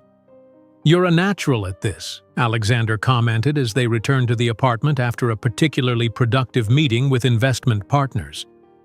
"Most people take months to develop the instincts you're showing after days." "I'm just trying to keep up," Elena admitted, slipping off her heels with a small sigh of relief once they were inside. Despite Sophie's assurances about the comfort of her new shoes, Elena's feet were still adjusting to spending entire days in professional footwear. Alexander noticed her grimace. "Not used to heels all day? Is it that obvious? Only because I've witnessed the same expression on nearly every woman in my executive team at some point," he replied with a wry smile. "The sacrifices made for professional appearance are rarely equitably distributed between genders." His awareness surprised her. Most men she'd known seemed oblivious to such disparities. Before she could respond, Alexander glanced at his watch. "It's earlier than I expected. Have you had any chance to see the city?" Elena shook her head. "Not beyond the view from car windows between meetings." "That won't do." Alexander made a decisive gesture. "Change into something comfortable. I can give you at least an abbreviated tour before we need to prepare for tonight's gala." The reminder of the evening event sent a flutter of anxiety through Elena. The Neurogen Foundation Gala was the most formal event on their New York itinerary. A black-tie fundraiser bringing together researchers, donors, and families affected by neurological disorders. Even with her new midnight blue gown hanging ready in her closet, Elena felt woefully unprepared for such a high-profile social event. "Are you sure we have time?"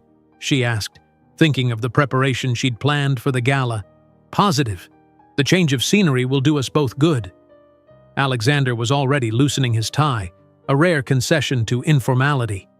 15 minutes? 30 minutes later, they were strolling through Central Park, both dressed in casual attire. Elena in jeans and a light sweater, Alexander in dark slacks and a cashmere pullover that softened his usual business-like appearance. The afternoon sun cast a golden light over the autumn foliage and the park buzzed with New Yorkers enjoying the pleasant weather. "I try to walk here whenever I'm in the city," Alexander said as they followed a tree-lined path. "It helps clear my head." "It's beautiful," Elena agreed, watching a group of children sailing toy boats on the conservatory water. "I can see why you keep an apartment here, even though your company headquarters is elsewhere." "New York has always been a second home to me. My family had an apartment here when I was growing up, not far from here, actually." Alexander's pace slowed slightly. "After my sister's diagnosis, we came often for her treatments." Elena sensed an opening to learn more about the man behind the polished exterior. "What was she like?" "Your sister?" A genuine smile softened Alexander's features. "Cassandra was remarkable. Brilliant, yes, but also mischievous. She could solve complex equations that baffled her tutors, then use that same intelligence to execute elaborate pranks." He chuckled at some private memory. "She once reprogrammed our father's computerized home office system to play cartoon theme songs whenever he tried to make a business call. It took the IT team days to figure out how she'd done it." Elena laughed, imagining a younger, less controlled Alexander with a spirited sister. "She sounds wonderful." She was. His expression grew contemplative. Even when the disease began affecting her mobility, her mind remained sharp. She designed the initial algorithm we still use for identifying potential treatment compounds, created it from her hospital bed during her final months. "That's incredible," Elena said softly. Alexander nodded, his eyes distant. "I promised her our work would continue, that other families wouldn't have to go through what ours did, not just the loss but the helplessness of knowing treatments could exist but aren't being developed because the patient population is too small to be profitable." They walked in companionable silence for a while. Elena absorbing this new dimension of Alexander's motivation. His wealth and success had clearly been channeled into fulfilling a deeply personal mission, a fact that only increased her respect for him. As they rounded a bend in the path, Alexander pointed out landmarks: the Metropolitan Museum of Art in the distance, the Bethesda fountain where tourists gathered for photographs, the boathouse where he mentioned they might have lunch another day. For these brief hours, the professional boundaries between them seemed to soften, allowing a more natural connection to emerge. "Tell me about your father," Alexander said as they paused to watch a street performer juggling flaming torches.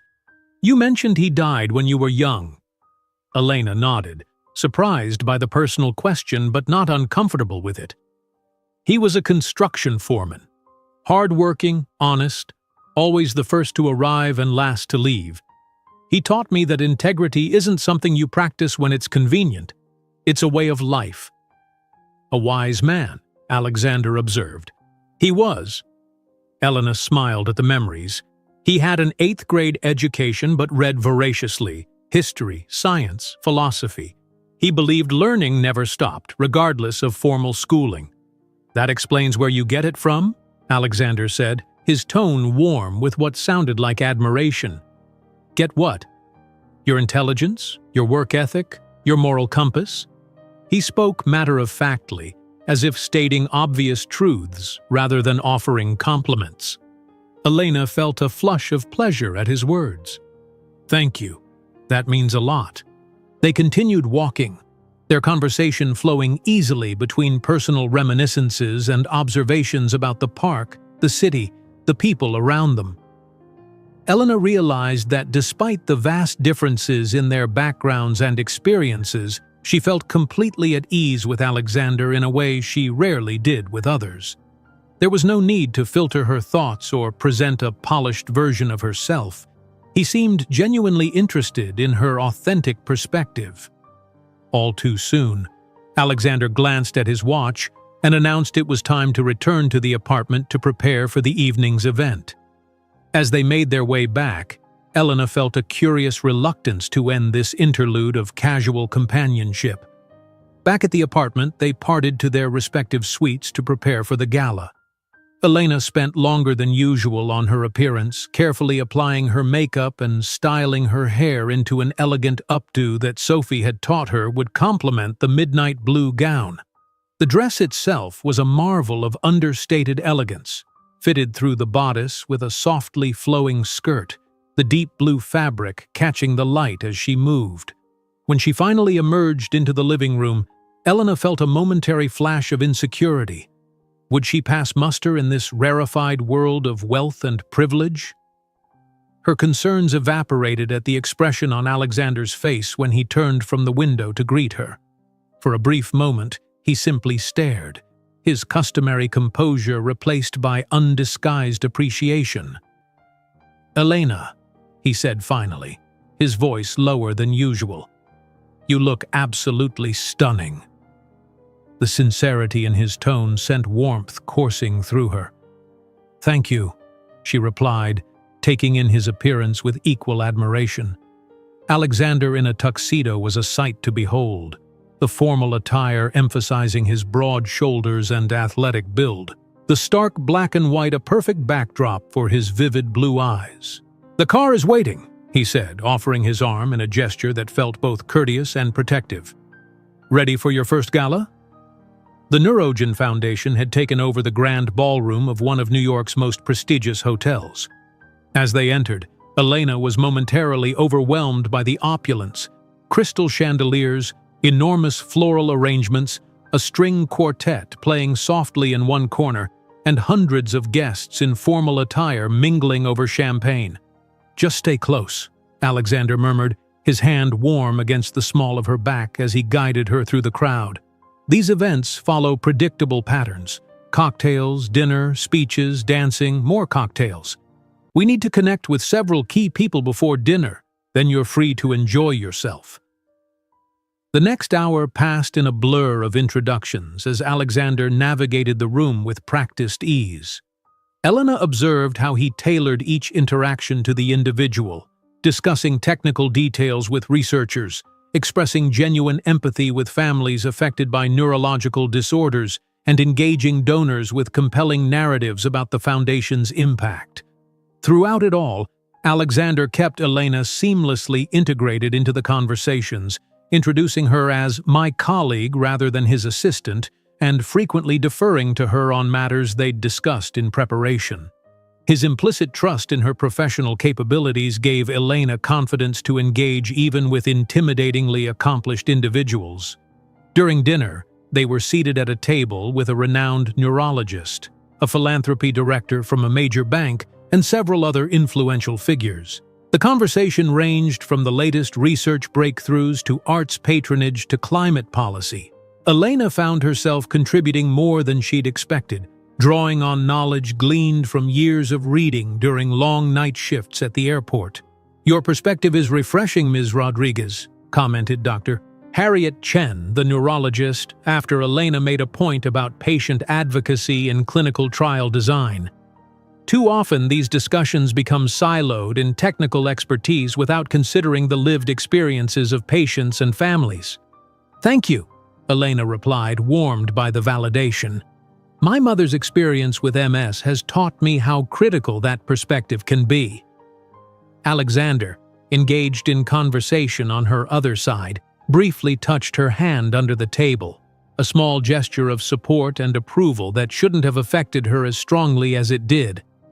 The simple contact sent awareness shimmering through her, momentarily distracting her from Dr. Chen's follow-up question. After dinner came speeches, with Alexander among the keynote speakers. Elena watched with undisguised admiration as he addressed the crowd, speaking without notes about the Foundation's mission and recent achievements. There was a passion and authenticity to his delivery that clearly resonated with the audience. When he shared a brief anecdote about Cassandra's brilliant mind and indomitable spirit, Elena noticed many attendees discreetly wiping away tears. As the formal program concluded and the dance floor opened, Alexander returned to their table, accepting congratulations on his speech with gracious humility. "That was wonderful," Elena told him when they had a moment alone. "You really moved people." "Thank you," he replied, his expression softening in a way she was beginning to recognize as genuine emotion breaking through his controlled exterior. Cassandra would have hated all the formality but loved seeing the research progress. The string quartet had been replaced by a small orchestra, and couples were beginning to fill the dance floor. Alexander glanced at the dancers, then back at Elena, a question in his eyes. "Would you care to dance?" he asked, extending his hand. Elena hesitated only briefly before placing her hand in his. "I'd like that," she said truthfully. "Though I should warn you, I haven't done much formal dancing." Alexander's smile was reassuring as he led her to the floor. "Just follow my lead." His hand settled at her waist, firm but gentle, as he guided her into a simple waltz. Elena found it surprisingly easy to follow his movements, their bodies somehow naturally synchronizing to the music's rhythm. As they circled the floor, she gradually relaxed into the dance, enjoying the novel sensation of being led by someone so confident and sure. "You're a natural," Alexander murmured, his breath warm against her ear as he drew her slightly closer to avoid another couple. "I have a good partner," Elena replied, looking up to find his eyes intent on her face, an expression in their blue depths that made her heart beat faster for reasons entirely unrelated to the dance. For a moment, the crowded ballroom seemed to recede, leaving only the two of them in a private world created by music and movement. Something was shifting between them, something that transcended their professional relationship and ventured into territory Elena hadn't allowed herself to consider. Then the music ended, breaking the spell. Alexander's hand lingered at her waist a moment longer than necessary before he stepped back, his professional demeanor reasserting itself. "Thank you for the dance," he said formally, though his eyes still held that unreadable warmth. "Would you like some air? The terrace is usually quieter than the ballroom." Elena nodded, suddenly aware of how warm the room had become. Or perhaps it was simply her reaction to being held in Alexander's arms, even in the conventional embrace of a waltz. As he guided her toward the terrace doors, Elena wondered if she was imagining the subtle shift in their dynamic, or if Alexander was feeling it too, this gradual transformation of professional regard into something more complex and potentially dangerous for them both. The terrace overlooked the glittering Manhattan skyline, the autumn night cool, but not uncomfortable. A few other guests lingered at the far end, their quiet conversations creating a gentle backdrop to the muted orchestra music filtering from inside. Elena moved to the stone balustrade, breathing in the crisp air and trying to calm her racing thoughts. Alexander joined her, maintaining a respectful distance as they both gazed out at the city lights. For several moments they stood in silence, the shared quiet somehow more intimate than conversation would have been. "I've always thought New York is at its most beautiful at night," Alexander said finally. "All the rough edges hidden, just light and possibility." Elena nodded, understanding exactly what he meant. "It's like seeing the essence rather than the details." He turned to look at her, a curious expression crossing his features. "You have a way of articulating things that get straight to the heart of the matter." "Is that a good thing?" "It's a rare thing," Alexander replied. "Most people in my world are masters of saying much while revealing little. Your directness is refreshing." Elena smiled, warmed by the compliment. "I don't know how to be any other way. My father used to say that honesty saves time."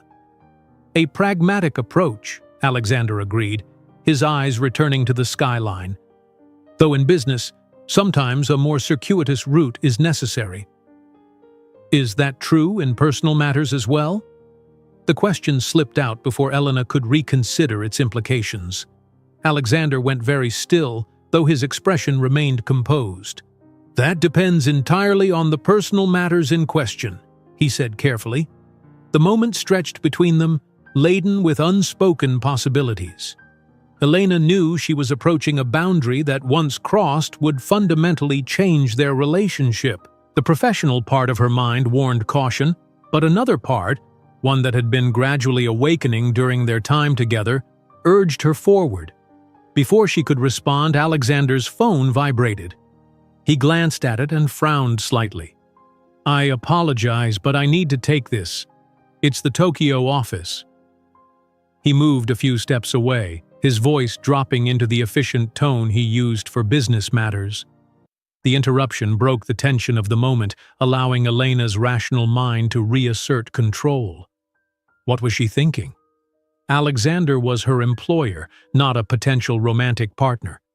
The fact that she found him attractive, admirable, and increasingly essential to her daily happiness was irrelevant. Professional boundaries existed for good reasons. Alexander returned, his expression apologetic. "I'm sorry, but we need to leave. There's a situation developing with the Kyoto clinical trial that requires immediate attention." All personal considerations were immediately set aside as Elena shifted into work mode. "What do you need me to do?" "We'll need to set up a video conference as soon as we return to the apartment. Can you contact Dr. Miyazaki and the regulatory team while I make our excuses here?" "Of course." They moved with efficient coordination, Alexander smoothly explaining their early departure to their hosts, while Elena stepped aside to begin making calls. Within 15 minutes, they were in the town car heading back to the apartment, both focused entirely on the emerging crisis. At the apartment, they moved with the synchronicity of a much longer partnership. Elena set up the video conference in Alexander's home office while he reviewed the latest data reports sent from Tokyo. When the call connected, they presented a united front to the concerned Japanese research team, with Alexander addressing the scientific concerns while Elena took notes and occasionally interjected with pertinent regulatory information she'd gathered during her preparatory reading. 3 hours later, the immediate crisis had been contained. A potential adverse reaction in one of the trial participants had raised alarm, but further investigation revealed it was unrelated to the study medication. Still, protocols needed to be adjusted, documentation updated, and regulatory authorities notified. "That was extremely well handled," Alexander said as the last call ended, running a hand through his hair, a rare gesture of fatigue that humanized him. "Your input on the regulatory reporting requirements was exactly what we needed." Elena, who had kicked off her heels hours ago and was perched on the edge of Alexander's desk, smiled tiredly. "Just applying what I've been reading. I'm glad it was useful. More than useful. Essential." Alexander leaned back in his chair, loosening his bow tie with one fluid motion. "You have a remarkable ability to absorb and apply new information. Most people with decades in the industry don't grasp regulatory nuances as quickly as you have in days." "I've always been a fast learner," Elena said, oddly embarrassed by his praise, "and I've had an excellent teacher." Their eyes met, and for a moment, the intimacy they'd approached on the terrace returned, intensified by the shared experience of managing the crisis together. Elena was suddenly acutely aware of how they must appear. She perched on his desk, still in her evening gown, he with bow tie undone and jacket discarded, the late hour and fading adrenaline creating a cocoon of shared accomplishment and growing personal connection. Alexander seemed to realize it too. He stood abruptly, putting necessary distance between them.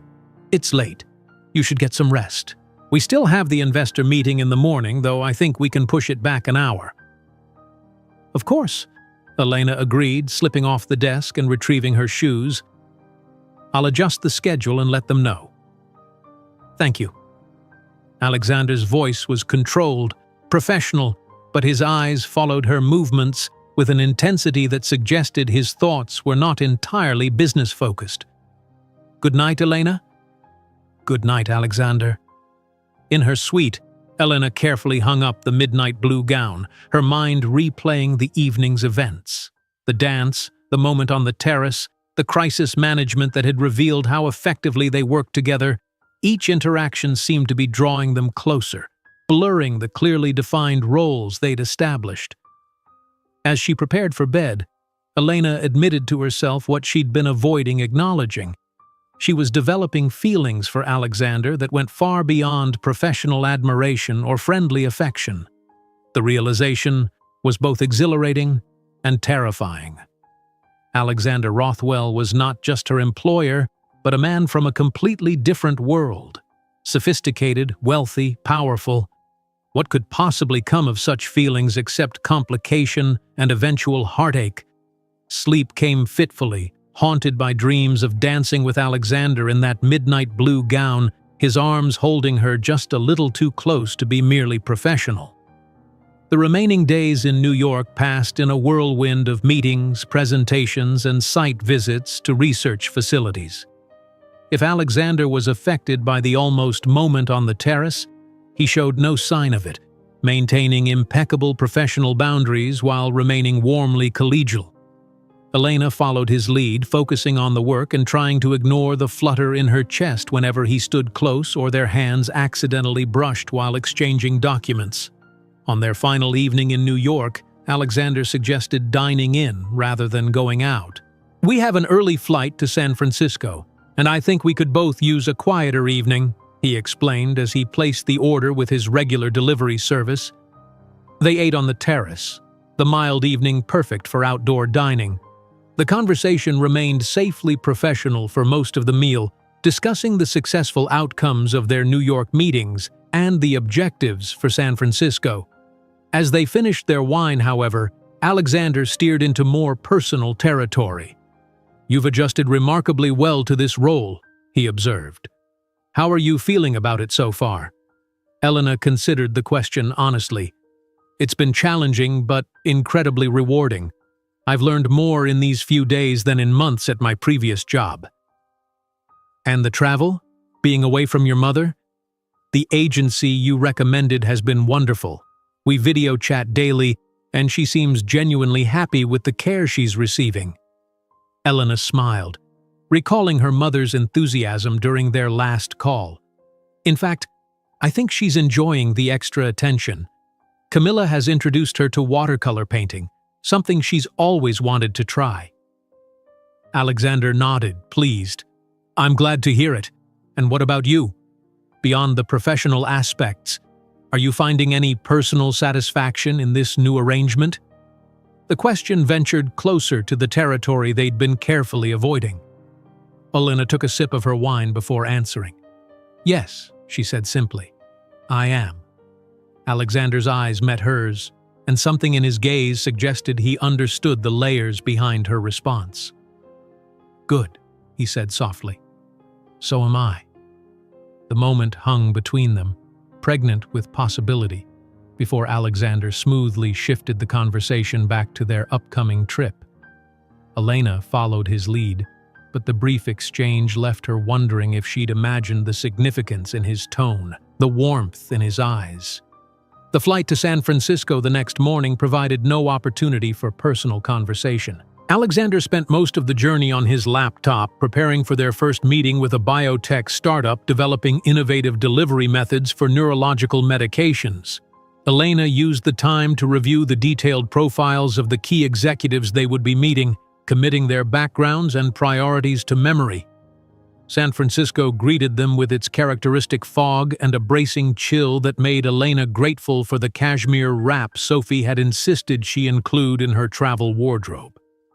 Alexander's residence there proved to be another penthouse, this one in a renovated historic building with spectacular views of the Bay Bridge. The decor was warmer than the New York apartment, with more wood and earth tones, yet it maintained the same meticulous attention to detail that characterized all of Alexander's spaces. "This one feels more personal somehow," Elena observed as Alexander gave her a brief tour before they departed for their first meeting. "It is," he admitted. "I spend more time here than in New York. The San Francisco office handles most of our innovative research partnerships, so I'm here at least once a month." Unlike New York, where they had moved primarily between Alexander's apartment and meeting locations, San Francisco offered more glimpses into Alexander's personal life.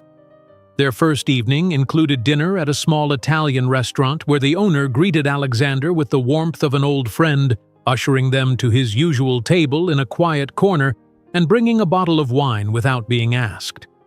"Lorenzo's family has owned this place for 3 generations," Alexander explained, as the owner departed after an animated conversation in rapid Italian. "I found it during my second year of medical school, when I was surviving primarily on coffee and determination." Elena looked up in surprise. "Medical school? I didn't know you were a doctor." "I completed the MD-PhD program at UCSF," Alexander said, breaking a piece of crusty bread. "The plan was to follow a traditional research path until Cassandra's diagnosis changed everything. I finished the degrees but chose to focus on developing treatments rather than practicing medicine." This new dimension to Alexander's background explained his deep technical understanding of the research they'd been reviewing. Elena found herself yet again impressed by the layers beneath his polished exterior, the depth of knowledge, experience, and personal history that informed his current mission. "You continue to surprise me," she said honestly. Alexander's eyes warmed. "Is that a good thing?" "It is," Elena replied, echoing his response from the terrace in New York. "Definitely a good thing." Their evening continued pleasantly, the conversation flowing easily between professional topics and more personal observations. By the time they returned to the apartment, Elena felt a growing certainty that whatever was developing between them was not one-sided. The way Alexander looked at her when he thought she wouldn't notice, the small courtesies that went beyond professional consideration, the increasing frequency with which he sought her opinion on matters outside her official duties, all suggested an interest that mirrored her own. Yet he maintained a careful distance, never crossing the line from warmth into explicit personal interest. Elena respected the restraint, understanding the complexity of their professional relationship, even as she found herself wondering what might happen if one of them were brave enough to acknowledge the unspoken attraction. The opportunity came unexpectedly on their 3rd day in San Francisco. They had attended a morning presentation at a research facility south of the city, and Alexander surprised her by suggesting they take the afternoon off. "The advantages of being the boss," he said with a rare, playful smile. "I've seen enough technical presentations this week to last a month. I thought we might drive down the coast instead. There's a spot I'd like to show you." They took Alexander's car, a sleek but understated luxury sedan kept at his San Francisco residence, heading south on Highway 1. The fog had lifted, revealing a brilliant blue sky and the breathtaking coastline that made this drive famous. Elena had never seen the Pacific before, and she found herself entranced by the rugged beauty of the cliffs and beaches. Alexander drove with the same quiet confidence he brought to everything, occasionally pointing out landmarks or sharing brief stories about previous visits to the area. After about an hour, he turned onto a nearly hidden side road that wound down toward the ocean. "Where are we going?" Elena asked, curious about this unplanned excursion. "Somewhere special," Alexander replied, a hint of anticipation in his voice. "Somewhere I haven't shared with many people." The road ended at a small parking area above a secluded cove. Alexander led her down a winding path to a pristine beach enclosed by towering cliffs. The only sounds were the crash of waves and the occasional cry of seagulls. No other visitors, no signs of civilization besides the path they'd taken. "It's beautiful," Elena breathed, taking in the untouched perfection of the spot. "I found it by accident years ago," Alexander said, watching her reaction with evident pleasure. "I come here whenever I need perspective. Something about the timelessness of it, the way it makes human concerns seem simultaneously significant and inconsequential." They walked along the water's edge, occasionally stopping to examine interesting shells or watch the waves crash against offshore rocks. Alexander seemed different here, more relaxed, less guarded, as if the location itself granted him permission to set aside his carefully maintained control. They found a comfortable spot on sun-warmed rocks and sat side by side, looking out at the endless blue of the Pacific. For a long while, they simply existed in companionable silence, the beauty of the location requiring no commentary. "Thank you for bringing me here," Elena said finally, "for sharing this with me." Alexander turned to look at her, his expression unusually open. "I wanted to," he said simply. It felt important somehow. The air between them seemed charged with possibility, the professional barriers that had defined their relationship temporarily suspended in this private paradise. Elena felt her heart quicken as Alexander's gaze dropped briefly to her lips before returning to her eyes. "Elena," he began, his voice lower than usual, "I find myself in an unexpected situation." "What situation is that?" she asked, hardly daring to breathe. "I hired you as my assistant, and you've become absolutely essential in that role. But I find myself—" He paused, choosing his words carefully. "Increasingly aware of you in ways that extend beyond our professional relationship." The honest admission hung between them, finally giving voice to what had been building since that first breakfast in the airport restaurant. Elena felt simultaneously terrified and elated, knowing that her response would irrevocably alter whatever came next. "I've been feeling the same way," she admitted softly, "but I wasn't sure if it was appropriate to acknowledge it." Alexander's expression softened with evident relief. "Appropriate or not, I find I can no longer ignore it. The question now is what we do about it." The question hung between them, waves crashing rhythmically against the shore as they faced the crossroads their relationship had reached. Elena looked into Alexander's eyes and saw the same mixture of hope and uncertainty she felt herself. "I don't know," she answered honestly. "The practical part of me says we should maintain professional boundaries. I've only been working for you for 2 weeks. 2 weeks that feel like much longer," Alexander observed. "But your practical concerns are valid. There are power dynamics to consider." Elena appreciated his candor. "Exactly. You're my employer. My entire financial stability now depends on this position, which complicates things considerably." Alexander turned slightly, facing her more directly. "I would never want you to feel pressured in any way.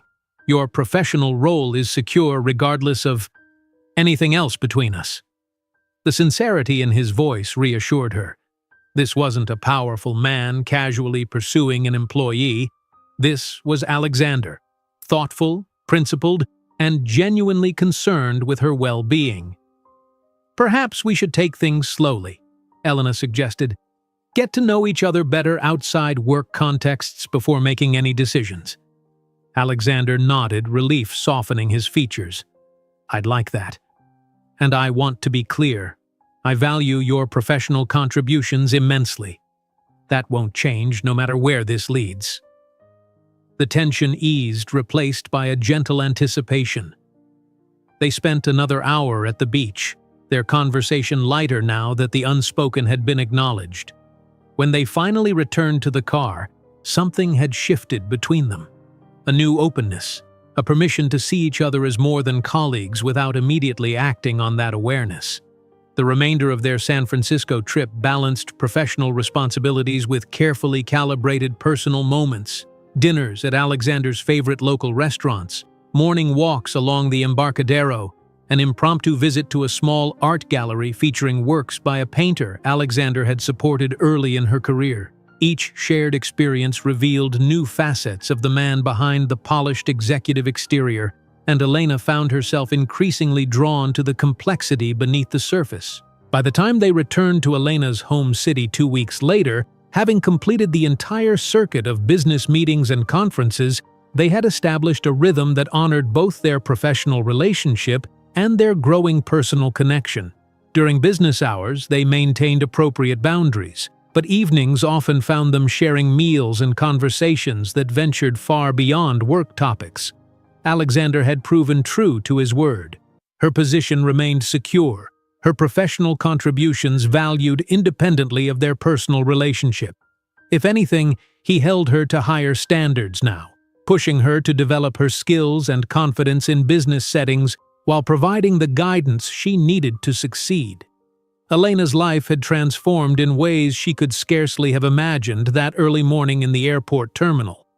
The exhausted night shift cleaner had become a poised professional woman, managing complex schedules, contributing meaningfully to important business decisions, and earning the respect of executives and researchers who would never have given her a second glance in her previous role.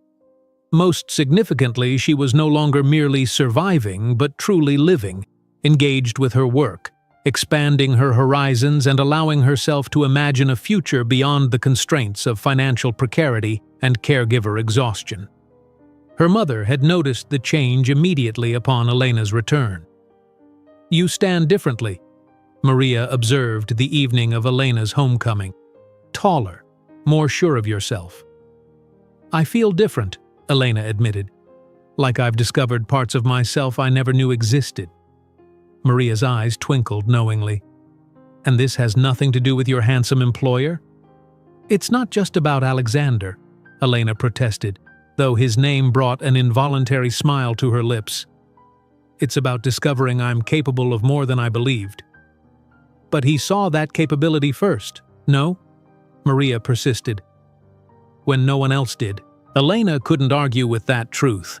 Alexander had recognized something in her during that brief airport encounter that she hadn't fully seen in herself. His belief in her abilities had created the space for her to grow into them.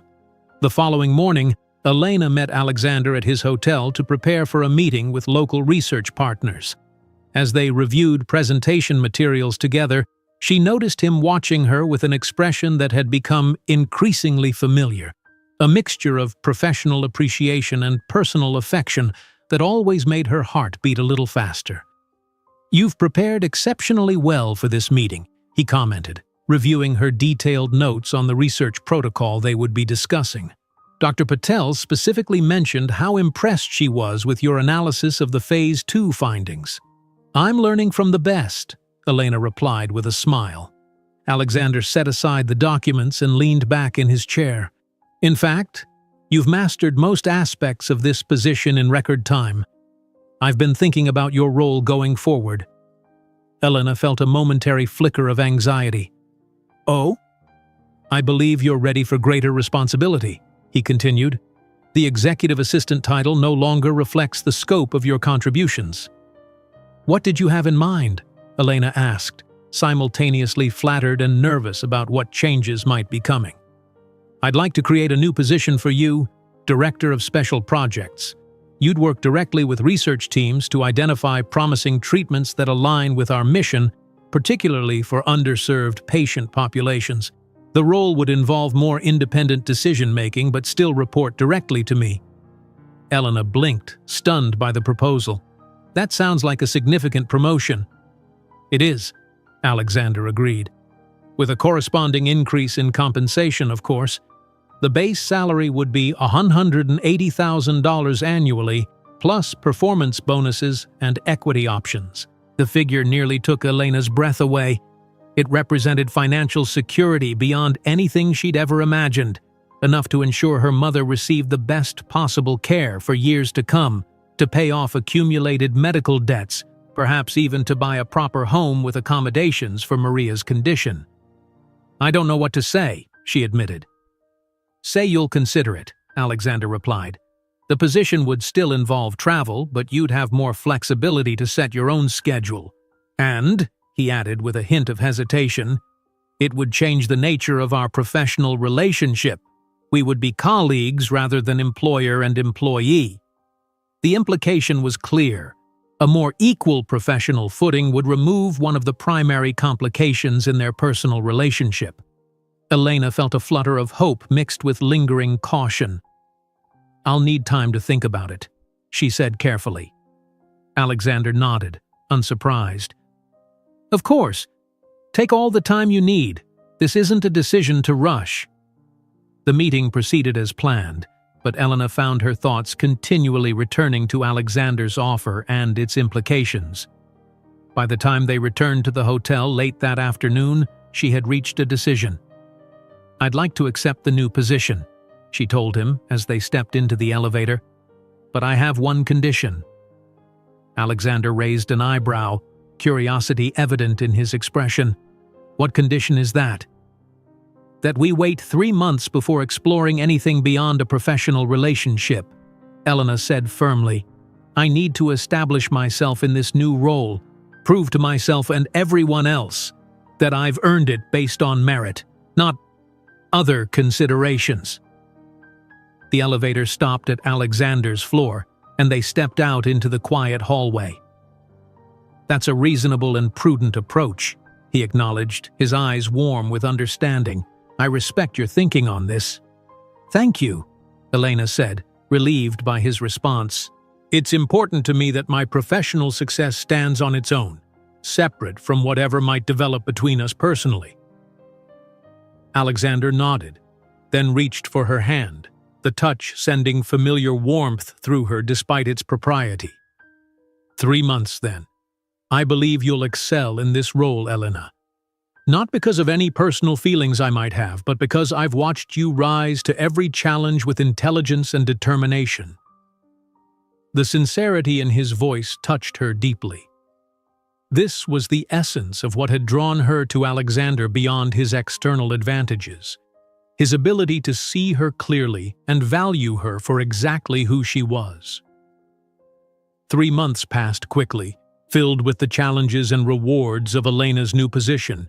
She threw herself into the role with characteristic dedication, working closely with research teams to identify promising treatments for rare conditions, especially those affecting pediatric patients. Alexander provided guidance when needed, but increasingly gave her room to make independent decisions, his confidence in her abilities evident in the responsibilities he entrusted to her. Their professional relationship evolved into a true partnership of complementary strengths. Elena's natural empathy and insight into patient needs balanced Alexander's scientific expertise and business acumen, creating a dynamic that others in the company began to notice and respect. Throughout this professional evolution, they maintained the boundaries Elena had requested, limiting their interactions outside work to group settings with colleagues or brief professional meals when traveling. The mutual attraction remained, sometimes visible in lingering glances or the way they instinctively oriented toward each other in crowded rooms, but neither acted on it as the 3-month mark approached. On the exact day that marked 3 months since her promotion, Elena returned to her apartment after a successful presentation to the board of directors to find an elegantly simple bouquet of white roses on her doorstep. The card read only, "Dinner tonight? 8 p.m. at the Meridian." Her heart quickened as she read the message. The Meridian was the city's most exclusive restaurant, a place she would never have dreamed of entering during her days as an airport cleaner. Now she stepped into her apartment with a confidence born of genuine achievement, knowing she had earned her place in such settings through her own merit and hard work. Elena chose her outfit with care, a simple but elegant black dress that Sophie had insisted was essential for any professional woman's wardrobe. As she fastened her mother's silver pendant around her neck, the one gift she had from her father to her mother, Maria wheeled into the room, her eyes bright with excitement. "So tonight is the night?" she asked, watching Elena apply a touch of lipstick. "It's just dinner," Elena demurred, though her racing pulse suggested otherwise. Maria smiled knowingly. See, just dinner, with a man who looks at you like you hung the moon." Elena couldn't suppress her own smile at her mother's accurate assessment. Alexander's regard had remained consistent throughout their professional collaboration, respectful, appreciative, with an undercurrent of deeper feeling that needed no explicit expression to be understood. The Meridian was everything Elena had imagined: understated elegance, impeccable service, and a hushed atmosphere that somehow managed to feel intimate rather than pretentious. Alexander was waiting at a corner table, rising as she approached. His eyes warmed appreciatively as they took in her appearance. "You look beautiful," he said simply, holding her chair. "Thank you," Elena replied, noticing he had chosen to wear the midnight blue tie that matched her eyes, a detail that suggested this evening held special significance for him as well. Their conversation flowed easily, as it always had, but with a new freedom now that their self-imposed waiting period had concluded. They spoke of future projects, shared ambitions, and personal hopes with equal openness. Elena found herself laughing more than she had in years, warmed by Alexander's subtle humor and genuine interest in her thoughts. After dessert, Alexander suggested a walk along the river park nearby. The night was clear and mild, the path illuminated by ornamental lights that reflected on the water's surface. They strolled in comfortable silence for a while before Alexander led her to a small pavilion overlooking the river. 3 months ago, you accepted a new professional role, he said, turning to face her. Tonight, I'm hoping you might consider another new role, one far more personal. Elena's breath caught as Alexander reached into his pocket and withdrew a small velvet box. Her eyes widened as he opened it to reveal a stunning yet understated ring, a perfect oval sapphire surrounded by tiny diamonds that caught the pavilion lights.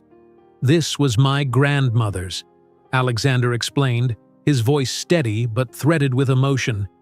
"She was the wisest person I've ever known, and she always told me I would recognize true love by how it made me want to be better, more generous, more purposeful, more fully myself." He took Elena's hand gently. "From that first moment in the airport when you offered to help a stranger, you've consistently inspired me to be better. You've brought warmth, perspective, and purpose into my life in ways I never expected. I love you, Elena Rodriguez, and I would be honored if you would consider becoming my wife."